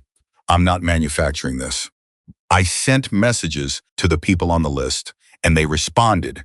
And then they asked if they could bring someone. And I said yes, and that person responded. And then they asked if they could bring someone. That's what happened." "What exactly did you tell them?" Emily asked. "In the message." Rosa was quiet again. "Then I told them the shop was in danger of closing. I told them the city commission meeting was in 2.5 weeks. And I told them that before that meeting, I wanted people who had a connection to this place to gather here and speak about what it meant to them." She paused. "I didn't write a speech. I didn't tell them what to say. I just asked them to come and be honest." Emily looked at her father's photograph above the tool chest. The sun, the Harley, the laughter. "I don't know how to stand in front of 63 people, Emily said. You don't have to stand in front of them," Rosa said. "You just have to be in the same room." Saturday arrived the way significant days often do, without announcing itself as significant, presenting itself as ordinary morning right up until the moment it wasn't. Emily opened the shop at 7 as usual. She made coffee. She checked on the Harley, which was 2 days from completion. She checked on Carol's Triumph, which was running. Now had been running since Tuesday when she'd finally traced the fuel delivery issue to a diaphragm that had hardened with age. A 10-minute repair once you knew where to look. She'd called Carol that evening, and Carol had come in the next morning and sat on the Triumph for 20 minutes without starting it, just sitting on it with her hands on the grips and her eyes closed, and Emily had stayed in the office to give her privacy. And when Carol came into the office afterward, her eyes were bright in the particular way of someone who has just said goodbye to something and hello to something else at the same time. At 8:15, Tyler arrived. He had been coming every day since Tuesday, not always for full days but consistently, for 2 or 3 hours at a time, and the work had begun to show in his hands, a particular kind of competence starting to grow there. The early stage of someone learning to use tools correctly. He was methodical in a way Emily hadn't expected. He didn't rush. He checked his work. He came in Saturday and looked at the number of vehicles already appearing in the parking lot and said, "What's happening today?" "A gathering," Emily said. "People who have a connection to the shop." He looked at her. "Should I come back another time?" "You can stay," she said. "But I need you to work, not watch." She pointed at the Harley. "Final polish on the tank. Use the blue cloth, not the yellow one. And don't touch the headlight ring. Danny is finishing that himself when he gets here." Tyler put on his coverall and got to work. By 9 o'clock, there were 20 vehicles in the lot. By 9:30, 40. People came into the shop in ones and twos and small groups, and they did what people do when they arrive somewhere that has meaning for them. They move through the space slowly, touching things lightly, reading the walls, stopping at the photograph above the tool chest. Several of them knew each other. Many of them didn't. Emily watched them find their way to each other through the common language of this place, recognizing each other by the fact of having been here. Gerardo was in his chair by 8:45, which was early even by his standards, with 24 donuts from Hesperia and a third cup of coffee, and the expression of a man watching something he is glad to have lived long enough to see. A man named Warren arrived at 9 with a cane, and the deliberate movement of someone managing real pain in both legs. He was 61 and had served 2 tours in the Gulf and had come back with injuries that had taken his motorcycle and, for several years, a significant piece of sense of himself. He had come to Emily's shop 3 years ago because he'd heard from a VA counselor that there was a woman in Victorville who did adaptive modifications and might be able to help. Emily had spent 6 weeks working on a solution, a custom left foot control, repositioned for his range of motion, a throttle assist that accounted for his right hand's reduced grip strength. She had charged him for materials only and had called in a favor with a physical therapist she knew to make sure the adaptation was ergonomically correct. Warren had ridden out of her parking lot on a Saturday afternoon in October and called her from the road an hour later and said, "I forgot what this felt like. I forgot it felt like this." He walked in Saturday morning and stopped when he saw the size of the crowd. He looked around for Emily. She was in the back checking a brake line, and she looked up and saw him, and he raised his cane slightly in acknowledgement, and she raised her chin in return, and that was the whole conversation, and it contained everything that needed to be said between them. At 10 o'clock, Bear arrived with Danny and Hector and 7 other riders, and their arrival shifted the energy in the shop, the way weather shifts when a front moves through, not loudly, not dramatically, but pervasively, until everything had a different quality than it had the moment before. Danny went straight to the Harley. He looked at the tank work Tyler had done and stood back and nodded twice, which was high praise from Danny, and Tyler, who was standing nearby, registered the nod and felt something from it that showed on his face briefly before he controlled it. Bear saw it. He didn't say anything to Tyler, but he looked at Emily, and she looked back, and something was acknowledged between them. Bear positioned himself near the center of the shop, not on a raised surface, not behind anything, just standing in the space of it, available. Rosa was beside him with her legal pad, and Margaret Osei had arrived as well. Small and precise, and dressed in a suit that said she was there in a professional capacity, and knew exactly what that meant. By 10:30, the shop held more than 80 people. Emily had stopped counting. She had stopped trying to manage the situation, not because Rosa had asked her to, though she had, but because at some point in the last hour, it had become larger than management. It had become its own thing. People were standing in every available space, some of them spilling into the parking lot through the open bay door. And the quality of sound in the room was the particular sound of a gathering of people who have a shared experience and are discovering that their experience is shared. Bear said, loudly and simply, "Thank you for coming." The room quieted. "I'm not going to make a speech," he said. "Most of you didn't come to hear me talk. I'm going to say one thing, and then I'm going to step back." He paused.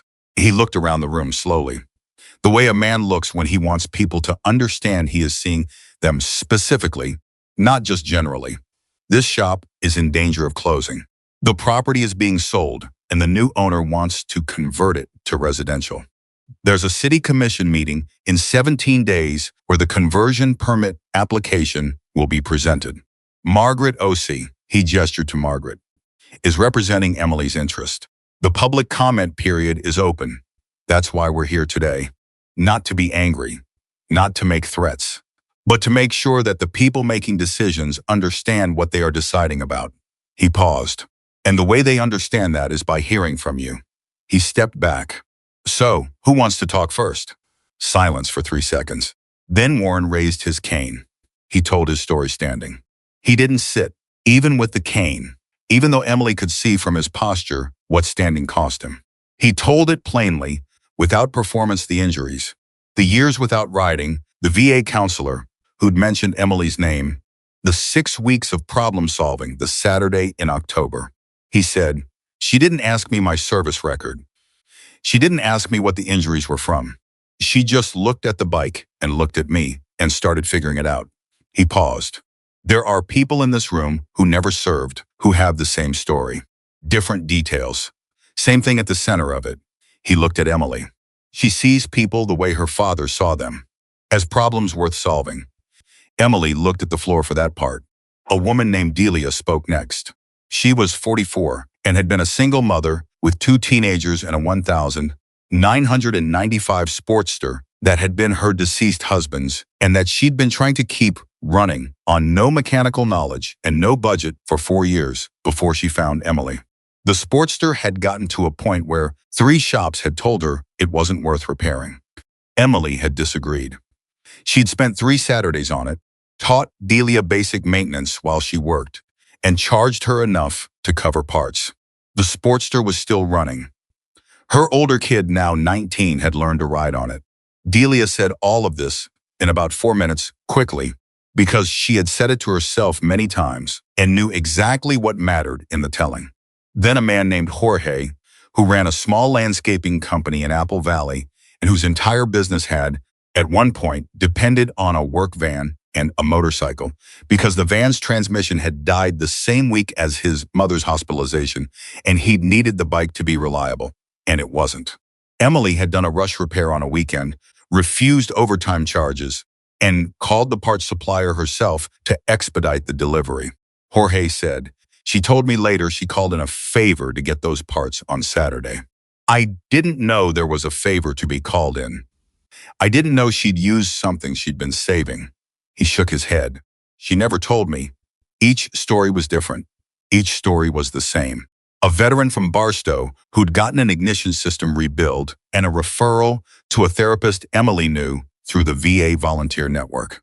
A widow from Rancho Cucamonga who'd brought her late husband's pristine Indian chief for storage when she couldn't bear to look at it anymore and couldn't bear to sell it, and Emily had kept it for 8 months, covered and clean, and then called when she thought the woman was ready and been right. A young man, 22 now, but 18 when he'd first come in, who'd been pointed to Emily by a school counselor because he was skipping school and fighting and needed something to do with his hands and his anger. And Emily had put him to work in the shop for a summer, and he had eventually gotten a certificate in motorcycle mechanics from a program in Riverside. That young man was standing in the room right now, in work clothes, because he had driven from Riverside that morning at 5:30 a.m. to be here. His name was Mateo. He was the 15th person to speak. He stood near the front because someone had made room for him, and he said, looking directly at Emily, "You probably don't know that I almost didn't finish the program. In the second year, I thought about dropping out. I was behind on tuition, and I thought about quitting, and I didn't call you because I didn't want to." He stopped, cleared his throat. "I didn't want to ask for more. You'd already given me so much. But I was sitting in my room trying to decide, and my phone rang, and it was you. You called me out of nowhere. You said you had a customer who needed some work done on a weekend, and you needed an assistant. And would I be interested in picking up some hours?" He paused. "The job paid exactly what I needed for the tuition. And I don't know if you knew that. I don't know if you did the math beforehand. But I know you called exactly when you called, and that it was enough, and I finished the program." He paused again. "So that's the story." The room was quiet in the particular way of 80-something people, all choosing not to speak at the same moment. Emily was looking at Mateo, and her face was doing the thing it had done on the highway when her father's bike went down, not braking, not performing, just going very still and very inward, which was where she went when something was too large for the surface of her to contain. She had remembered the weekend job. She had not known about the tuition. She had not done that math.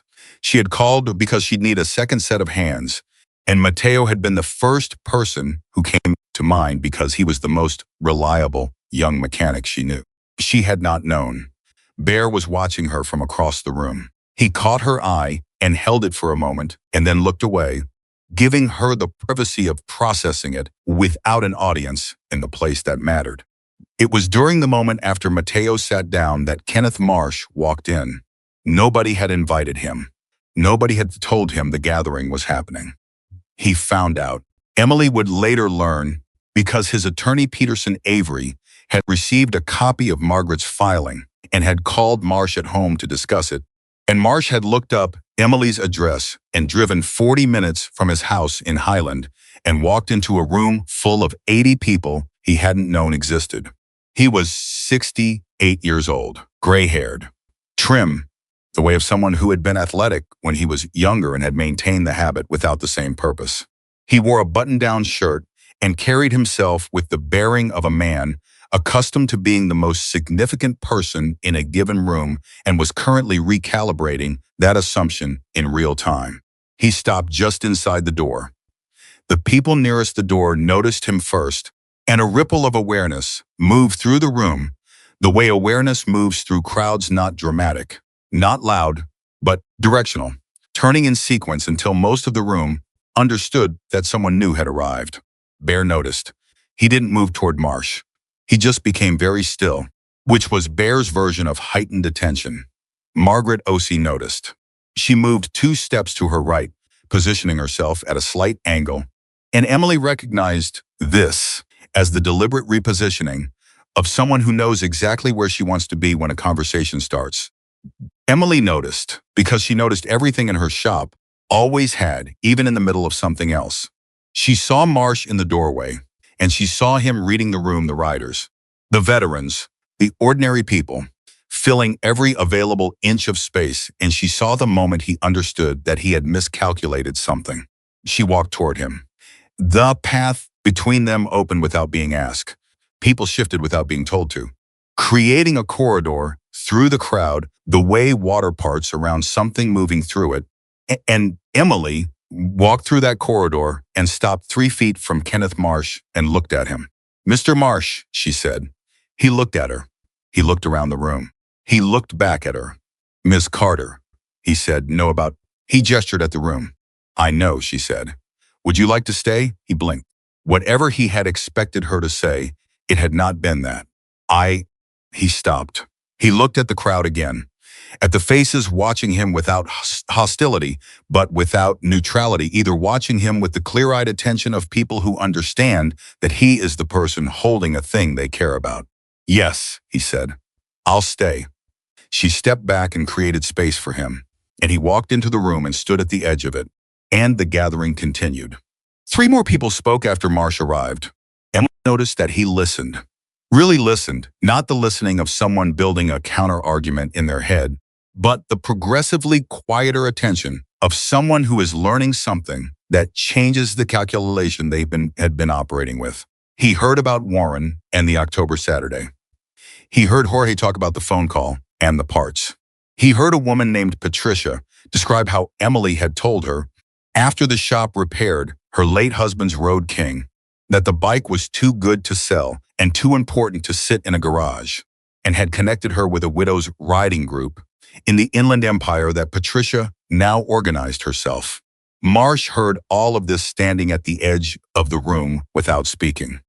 When the last person had finished, Bear looked at Emily. She walked to the center of the room. She had not prepared remarks.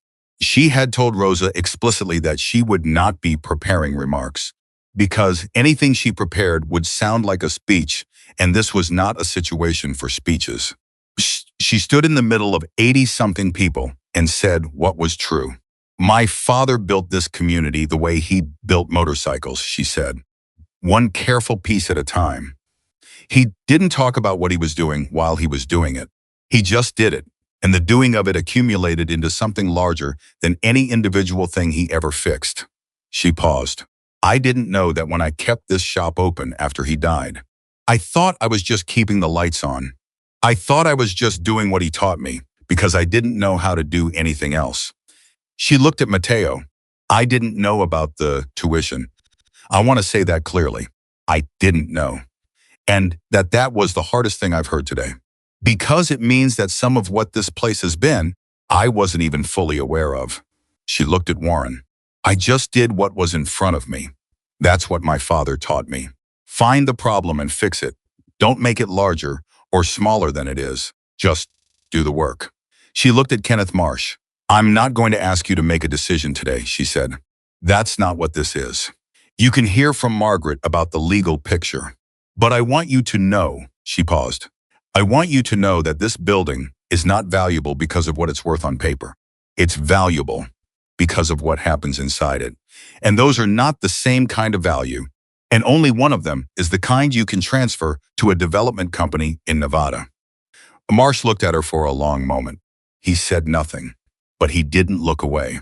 After the gathering began to break up slowly, the way gatherings do when people are reluctant to have them end, Marsh made his way to Emily. The crowd gave him room without making a production of it. I need to tell you something, he said. Emily waited. I knew your father, Marsh said. Not well. We weren't close, but I knew who he was, and I knew what this shop was, even before I owned the property. He paused. When I bought this property in 2003, I had a specific conversation with him. He told me he wanted the shop to stay. He said the community needed it, and he'd found a mechanic who could keep it going. He stopped. He was talking about you. Even then, before you'd finished your training, he was talking about you. Emily's chest was very tight. He didn't tell me he knew you. He wouldn't have, Marsh said. He didn't operate that way. He looked around the now emptying shop. I signed the purchase agreement with Meridian 14 days ago. I signed it because he stopped, edited himself. It doesn't matter why. I signed it. He looked at her directly. But the agreement has a contingency clause. Permit approval. If the commission denies the conversion permit, the agreement collapses. Emily looked at him. Are you telling me? I'm not telling you anything legal, he said. I'm not your attorney, and I'm not giving you advice. I'm just explaining how the agreement works. He paused. The commission meeting is in 17 days. The public comment period is open. He looked at Margaret, who was standing nearby with her legal pad. I imagine an attorney as capable as yours and understands what a strong public comment showing at that meeting would mean for the commission's calculus. He looked back at Emily. Your father wrote me a letter once, Marsh said. I kept it. He said that the best investment you could make in a community was one that didn't look like an investment at all. He said the ones that looked like investments were usually the ones that broke something on the way in. He was quiet for a moment. I've been in real estate for 30 years. I don't know that I've always agreed with that. But I'm standing in this room today and he stopped. I'm reconsidering some things. He extended his hand. Emily looked at it. Then she shook it. He left without drama. He walked out through the bay door and into the parking lot and got into his car and drove away. And the people who had watched the exchange processed it in real time, understanding that something had shifted without being entirely certain yet what it had shifted into. Margaret came to Emily immediately. "What did he say exactly?" she asked. Emily told her. Every word in sequence. Margaret listened with her pen moving. When Emily finished, Margaret was quiet for 2 seconds. "Then, he told you the contingency clause himself." Unprompted. "Yes," Emily said. "That's not a neutral act," Margaret said. "That's a man telling you where the door is." She looked at her notes. "We need to be at that commission meeting with every person who spoke today and as many more as we can bring. We need the public comment record to be undeniable." "How do we make it undeniable?" Emily asked. Margaret looked at the room, the last of the people. The 8 decades of accumulated tools and history and unrecorded kindness, the Harley on the center stand, the photograph above the tool chest. "We already started," she said. Today was the beginning of it. Tyler Knox had been in the back of the shop for the entire gathering, working, as Emily had asked. He had heard everything. He hadn't moved. He had kept his head down and his hands busy, and he had listened to 80 people describe a woman he had pushed off a motorcycle on a desert highway 9 days ago. And he had heard what she had actually been, what she actually was, and he had sat with that in the particular way of someone who cannot unhear something and knows it. When the shop finally emptied, when it was just Emily and Bear and Gerardo and Tyler and the machines and the quiet, Tyler stood and pulled off his coverall and hung it on the hook and came to where Emily was standing. He said, "I need to say something." She looked at him. "Not about the legal case," he said quickly. "Not about my attorney or community service hours or any of that." He paused. "I just need to say that I spent 3 hours today listening to people talk about who you are." He stopped. His jaw worked. "I didn't know what I was doing on that highway. I thought I did. I thought I was just," he stopped again. "It doesn't matter what I thought. I heard what Warren said about the October Saturday. I heard what Mateo said about the phone call. And I've been in this shop for 9 days cleaning parts and watching you work, and I want you to know that I understand now. What I touched, what it actually was, he was not performing this. His voice was level and direct and carried the specific weight of something that had actually happened to a person's understanding rather than something they decided to present." Emily looked at him for a long moment. "Good," she said.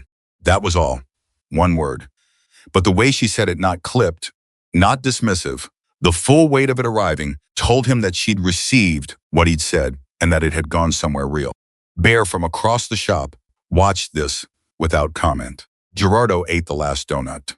And on the workbench, under the light her father had installed in 1989, because the overhead fluorescent gave the chrome a yellow cast, and he wanted to see the true color of the metal he was working with, the Harley sat one day from finish the tank, painted to the formula on the index card, the ring restored, the mirror arm replaced, the engine clean. The headlight glass caught the light the way good glass does, clear and true. And the ghost curve in the ring was there if you knew to look for it, which only one person in the world did, and she was standing 10 feet away, making a decision that had nothing to do with motorcycles and everything to do with what she was going to build out of everything that had been broken. The Harley was finished on Friday morning. Danny came in at 7, which was early even for him, and did the final work on the headlight ring, a last pass with the chrome polish, a precise torque on the mounting bolts, a final check of the alignment that he performed by standing back and looking at it from exactly the right distance, the way a painter stands back from a canvas. He didn't rush it. He never rushed the last part of anything.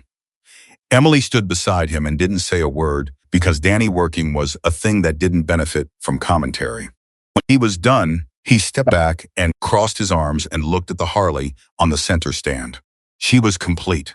Tank in the formula her father had written on an index card.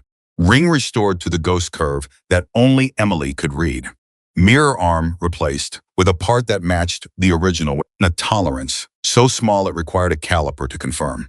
The engine clean and reassembled and ready.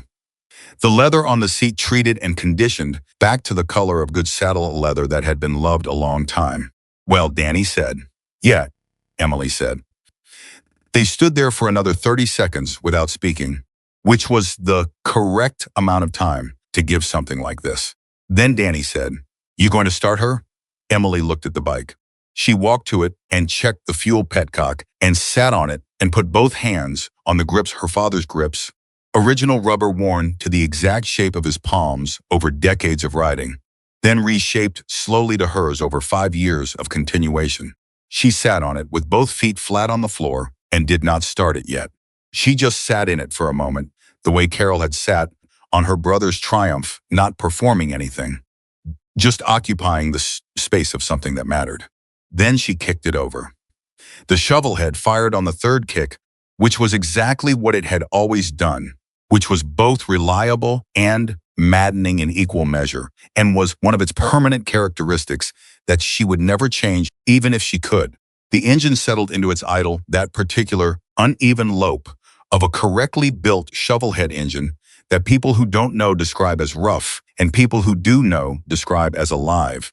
She sat on it and listened to it run, and the sound of it filled the shop, and Danny nodded once, and that was enough. She shut it off. She sat in the silence the engine left behind. Your father would have done the same thing, Danny said. Started it, listened, shut it off. He always said the first start after a repair wasn't for riding. It was for listening. He did say that, Emily said. She got off the bike and stood beside it, with her hand resting on the tank, not clutching it, just resting, the way you rest your hand on the shoulder of someone you've known a very long time. He said you couldn't trust your eyes to tell you if a repair was right. You had to let the machine tell you. And, Danny said. She's right, Emily said. She's completely right. The commission meeting was in 9 days. Margaret had been working the case from multiple directions simultaneously. The legal challenge to the non-renewal notification was proceeding. The procedural violations she'd identified, giving them legitimate standing to contest the timeline. But the more significant front, she had told Emily clearly, was the public comment record. Meridian Development Group's permit application was filed. The comment period was open. And the gathering at the shop 2 Saturdays ago had produced something Margaret had not quite expected, not just witnesses willing to speak, but documentation. 41 of the people who had attended had submitted written public comments in the 6 days since the gathering. Not form letters, not templated statements, individual accounts, specific and detailed, describing the shop's role in their lives. Margaret had read everyone. She had told Emily that the aggregate of those comments constituted one of the strongest community impact records she had seen in a planning and commission proceeding in 11 years of practice. The question, Margaret said, when they met Tuesday, is whether the commission is willing to act on the record or defer to the development interest. She looked at her notes. I've looked at the commission's voting history on conversion applications. They've approved 4 in the last 3 years. But those 4 had weak public comment records, 1 or 2 letters, a handful of people at the meeting. This is different. How different? Emily asked. Different enough that Meridian's attorney called me yesterday, Margaret said. She let that land for a moment. They want to discuss terms. Emily looked at her. What kind of terms? They're proposing a modified application, Margaret said. Residential on the upper portion of the property, which is currently undeveloped land adjacent to the shop structure, while maintaining the existing commercial structure under a new long-term lease. She paused. Which means they build their residential units, but they don't touch the shop. The room was very quiet. Emily was very still. What are the lease terms? She asked. That's what they want to discuss, Margaret said. I haven't agreed to a meeting yet. I wanted to talk to you first. She looked at Emily directly. This is your decision. We can continue to fight the full application, which carries real risk and real cost, or we can negotiate modified terms that protect the shop. Those are not equivalent outcomes, and I'm not going to tell you which one to choose. Emily sat with it. The way she sat with anything that mattered, not rushing the thinking, not performing the deliberation, just actually doing the work of deciding. What does your instinct say? Emily asked her. Margaret was quiet for a moment. My instinct says that a guaranteed long-term lease on the shop building is more valuable than an uncertain legal victory that might take 2 years to resolve and might not go your way. She paused. But my instinct also says that how the lease is structured matters enormously. Term length, rent escalation caps, right of first refusal if the property transfers again. She paused. That last one is important. Right of first refusal, Emily said. Your father's letter established intent, Margaret said. It didn't create legal standing.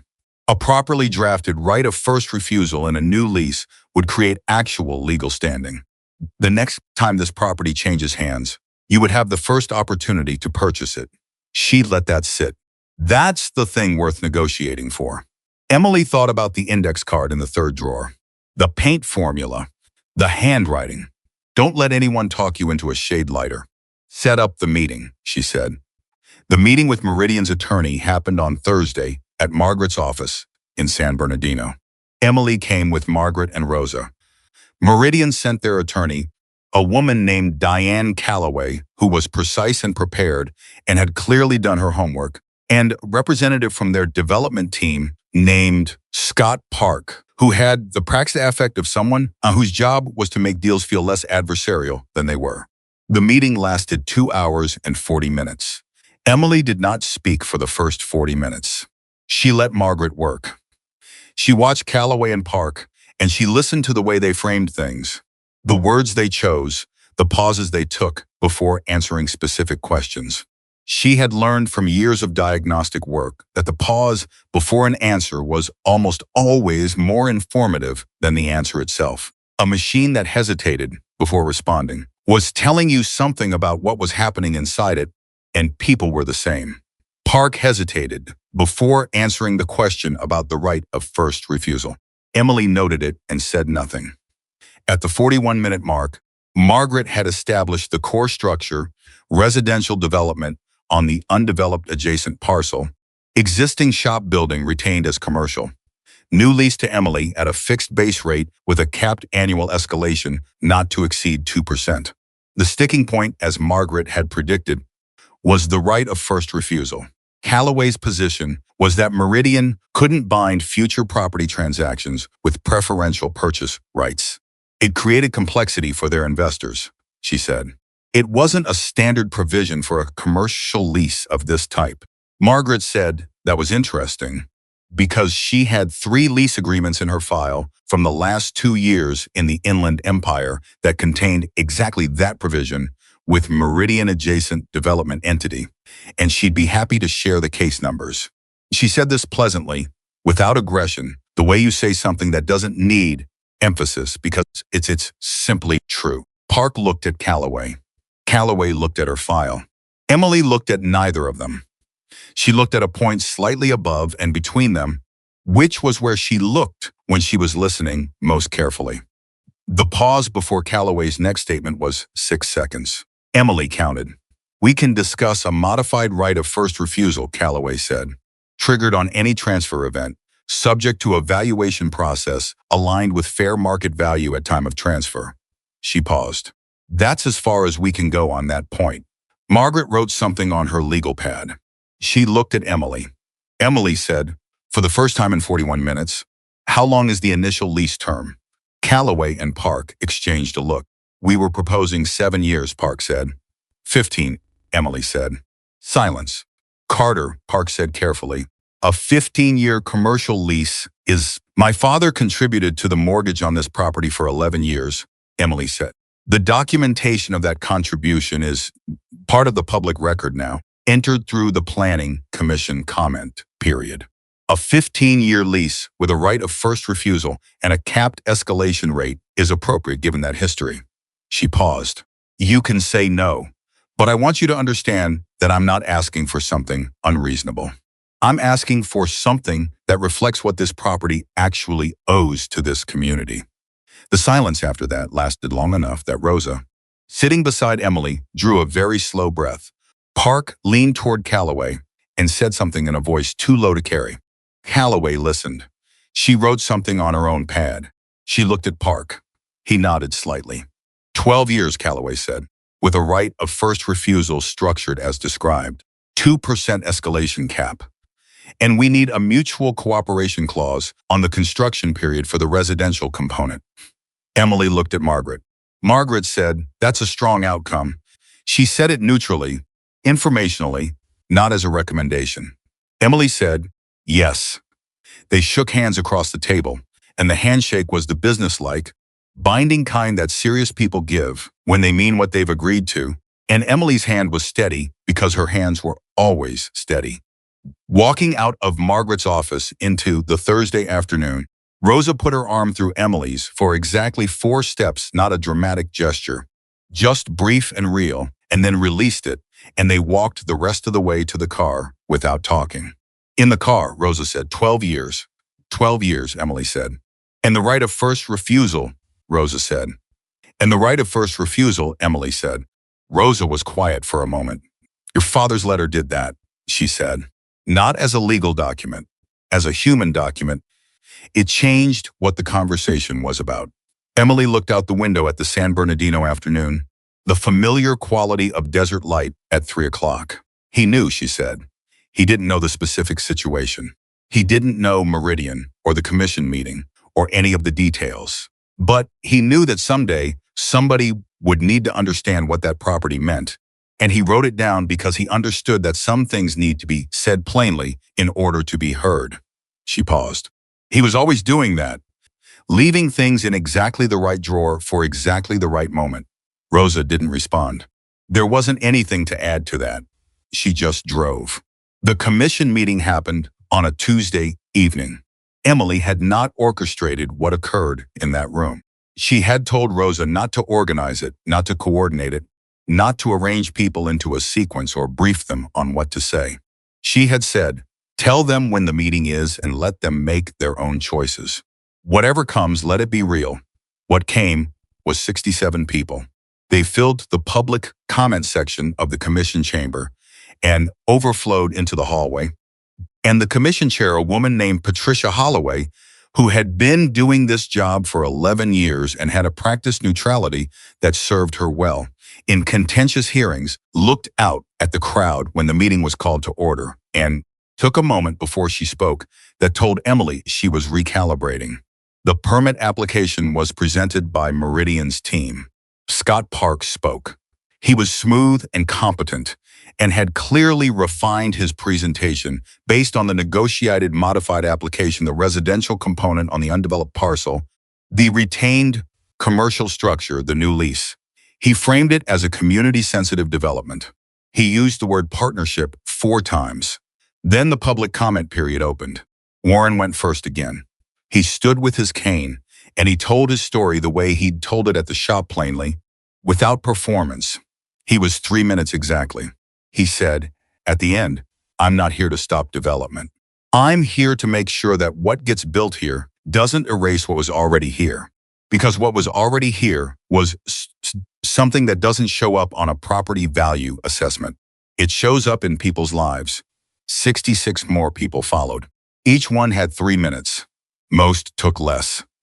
They were precise in the way of people who had thought about what mattered and what they had to say and had cut everything else away. They told specific stories. They named specific moments. They did not abstract or generalize. Delia talked about the Sportster and her son learning to ride. Mateo talked about the phone call.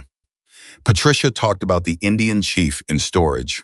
Gerardo, who had ridden from Hesperia on a Tuesday evening, without being asked, talked about 22 years of coming to this shop because it was the only place in the Inland Empire where he'd ever felt like his presence was genuinely welcomed and not merely tolerated. The commission listened. Patricia Holloway listened, with the specific quality of someone who is hearing something that is changing the calculus she had arrived with. Emily watched her and watched the other 4 commissioners, and she could see it happening in real time, not a dramatic shift, not visible conversion, but the gradual adjustment of people who are being given information that requires them to update their understanding of what they're deciding. Meridian's attorney had one rebuttal statement. It was professional and competent and made all the correct legal arguments about property rights and development review standards and the legitimacy of the modified application.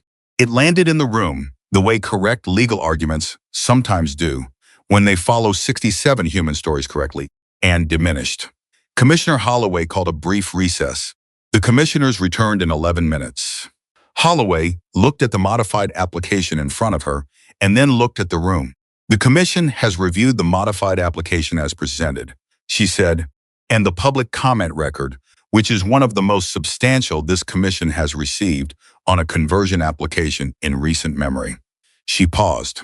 The commission is prepared to approve the modified application as submitted with 3 conditions. Emily felt Rose's hand on her arm, light and brief. Holloway read the conditions. The first was standard construction impact mitigation. The second required a community notification process for the construction timeline. The third, and Emily heard this one differently from the first 2, heard it land in a different register, required that the commercial lease with the existing tenant be executed and recorded prior to any construction permit being issued. It was a condition that protected her. It required the lease to exist and be real before a single shovel touched the ground. It made the shop's continuation not a good faith promise, but a legal prerequisite. Holloway looked up from the paper. The modified application is approved with those conditions. This hearing is adjourned.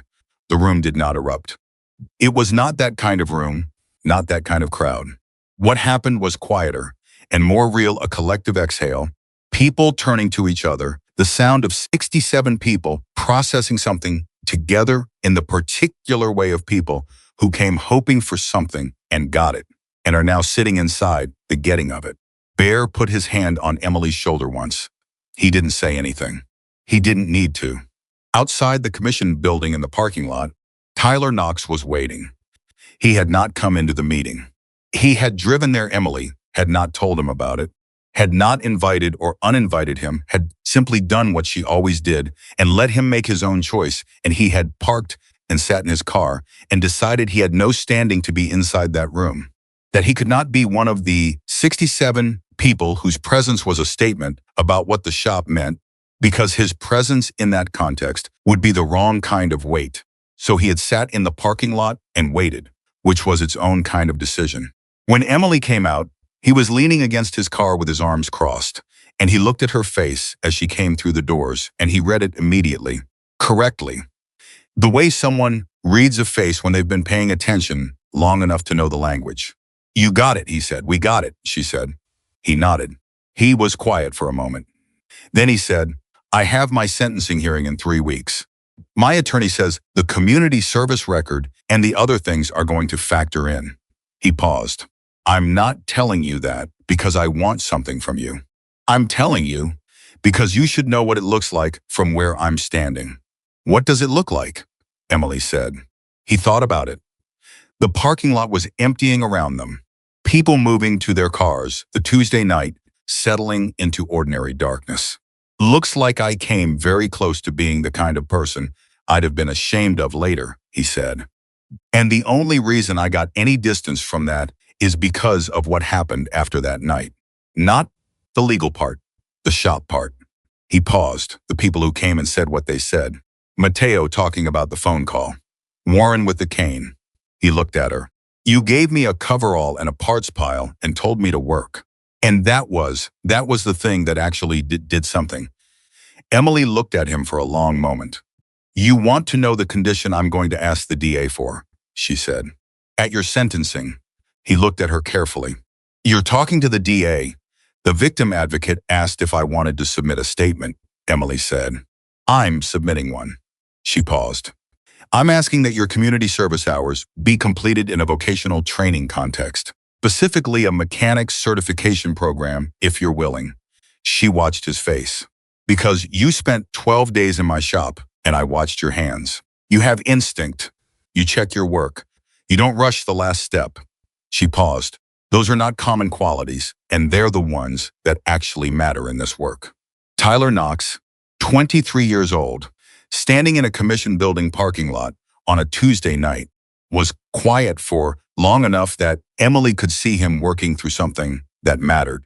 Yeah, he said finally. His voice was different. Not the voice from Friday night on the highway, not the voice from Tuesday morning in the doorway. This was something that had been worked into shape over 12 days of real activity, something that had the early texture of becoming. Yeah, I'm willing. The lease was executed and recorded 18 days later. Emily signed it on a Wednesday morning in Margaret Osie's office with Rosa beside her and Bear in the corner, in a chair he'd pulled from the waiting area because he had somewhere to be in an hour, and this wasn't going to take long, but he was going to be present for it. Margaret laid the document flat on her desk and pointed to the signature line, and Emily picked up the pen and signed not dramatically, not ceremonially, just cleanly and completely, the way you do something you mean. 12 years, 2% escalation cap, right of first refusal on any future property transfer, triggering at fair market value, with a 30-day exercise window, an evaluation process Margaret had negotiated to include community use impact as a factor alongside pure market comparables. It was the last provision that had taken the most negotiating. It was the one that mattered most. Because it meant that when the day came, and Emily understood now, having read her father's letter in full, that her father had always believed the day would come she would have the first opportunity to make this place permanently hers. Not just the work, the ground. She set the pen down. Margaret said, "Congratulations." Bear from the corner said nothing. He stood and pulled his jacket on and came to the desk and looked at the signed document for a moment. Then he looked at Emily. He said, "Your father told me once that the best thing you could build was something that kept working after you stopped." He paused. "He built that, and so did you." He left to get to wherever he needed to be. No ceremony. Just Bear, who had shown up in a desert parking lot at midnight and had not really left since, going about his life. Rosa took a photograph of the signed document with her phone, not for any official purpose, just for the record of it. The Harley rode for the first time since the highway on August 14th. Emily took it out alone in the early morning, before the shop opened, before anyone else was there. She rode the same road east toward Barstow that she'd been riding every year on this date since her father died. The same highway, the same dark in the hour before sunrise, the same stars beginning to fade at the edges of the sky as the light built from the east. She rode to the shuttered diner parking lot. She pulled in and sat on the running bike for a moment and looked at the asphalt and the broken parking lot lights and the particular quality of a place that has been the site of something significant. Then she shut the engine off and sat in the silence. She took her father's letter from the inside pocket of her jacket. She had carried it there since Rosa first brought it to her. She had read it 4 times. She knew it in the way you know things you've held close to your body, not memorized, but absorbed. She didn't read it again now. She just held it. The light was coming up fully. The desert doing what it did at this hour, becoming visible by degrees. The geography of it arriving slowly, the distances becoming legible. She put the letter back in her pocket. She thought about her father walking 14 miles in a December night because he didn't have a better option, and arriving at a diner with frozen hands, and finding a woman who already had the solution before he finished explaining the problem. She thought about the 11 years of mortgage payments in an account nobody was supposed to know about. She thought about the index card in the 3rd drawer, the formula he'd written down because he knew she would need it and he wouldn't be there to tell her. Don't let anyone talk you into a shade lighter. He had been doing that her whole life, leaving things in exactly the right place for exactly the right moment. The knowledge, the community, the network of people whose lives he'd touched and who, without ever being organized or coordinated, had simply shown up because that was what you did when something that mattered was in trouble. He'd built that over decades of individual actions, each one small, each one complete in itself, each one accumulating into something so large that when it finally had to carry weight, it did it without effort. The way a structure built correctly carries loads that would collapse something built for appearance. She had not inherited a workshop. She had inherited a way of being in the world.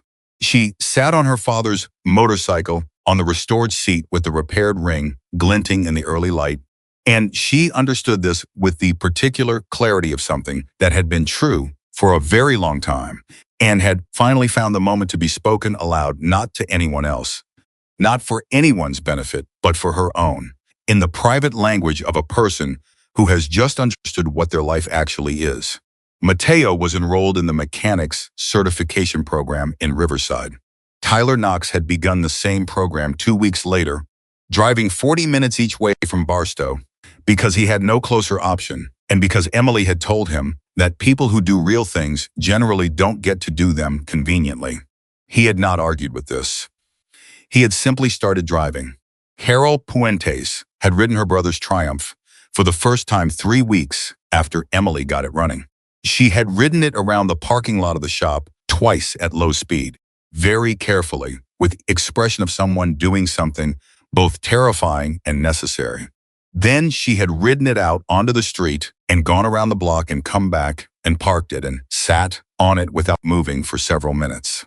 Then she had come into the shop and said, "He was right about everything." And Emily had not asked her what she meant because she understood. Warren had joined the Thursday morning ride that Bear and 6 other riders did out toward Victorville and back every week, weather permitting. He rode at his own pace. He didn't have to keep up. Nobody had to keep up. That was the unspoken rule of that particular group, which was not really a group in any formal sense, but which existed nonetheless, had existed for decades, and would continue to exist, because things built on actual foundation continue, regardless of whether anyone is formally maintaining them.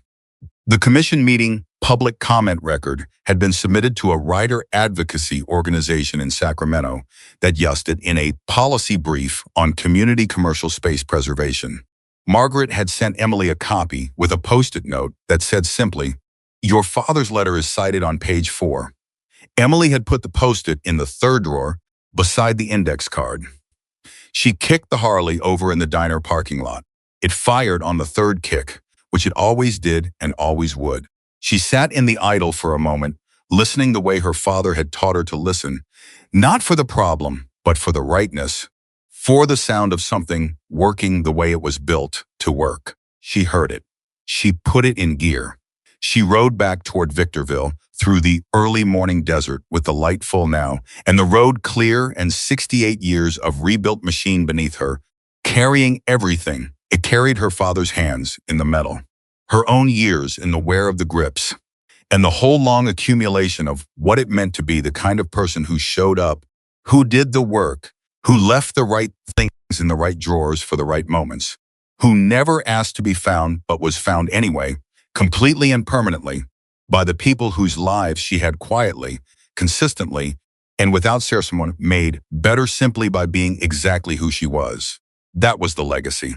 Not the shop, not the motorcycle, not the signed lease on Margaret O'C's desk, though. All of those things mattered and were real and had been worth every single fight to preserve them. The legacy was the way Emily Carter moved through the world, steady, exacting, generous without performance, and strong in the specific, irreplaceable way of someone who has never once confused being noticed with being worth something. Her father had built that in her. She had built it forward into everyone she'd ever handed a rag, or answered a call for, or shown up for at midnight on a desert highway when the road went dark. And now it rode on, the way good things always do, not because someone decreed it, not because it was protected by paper or law or even love alone, but because it was true, and true things, built into the people who carry them, do not stop. They simply continue down the road.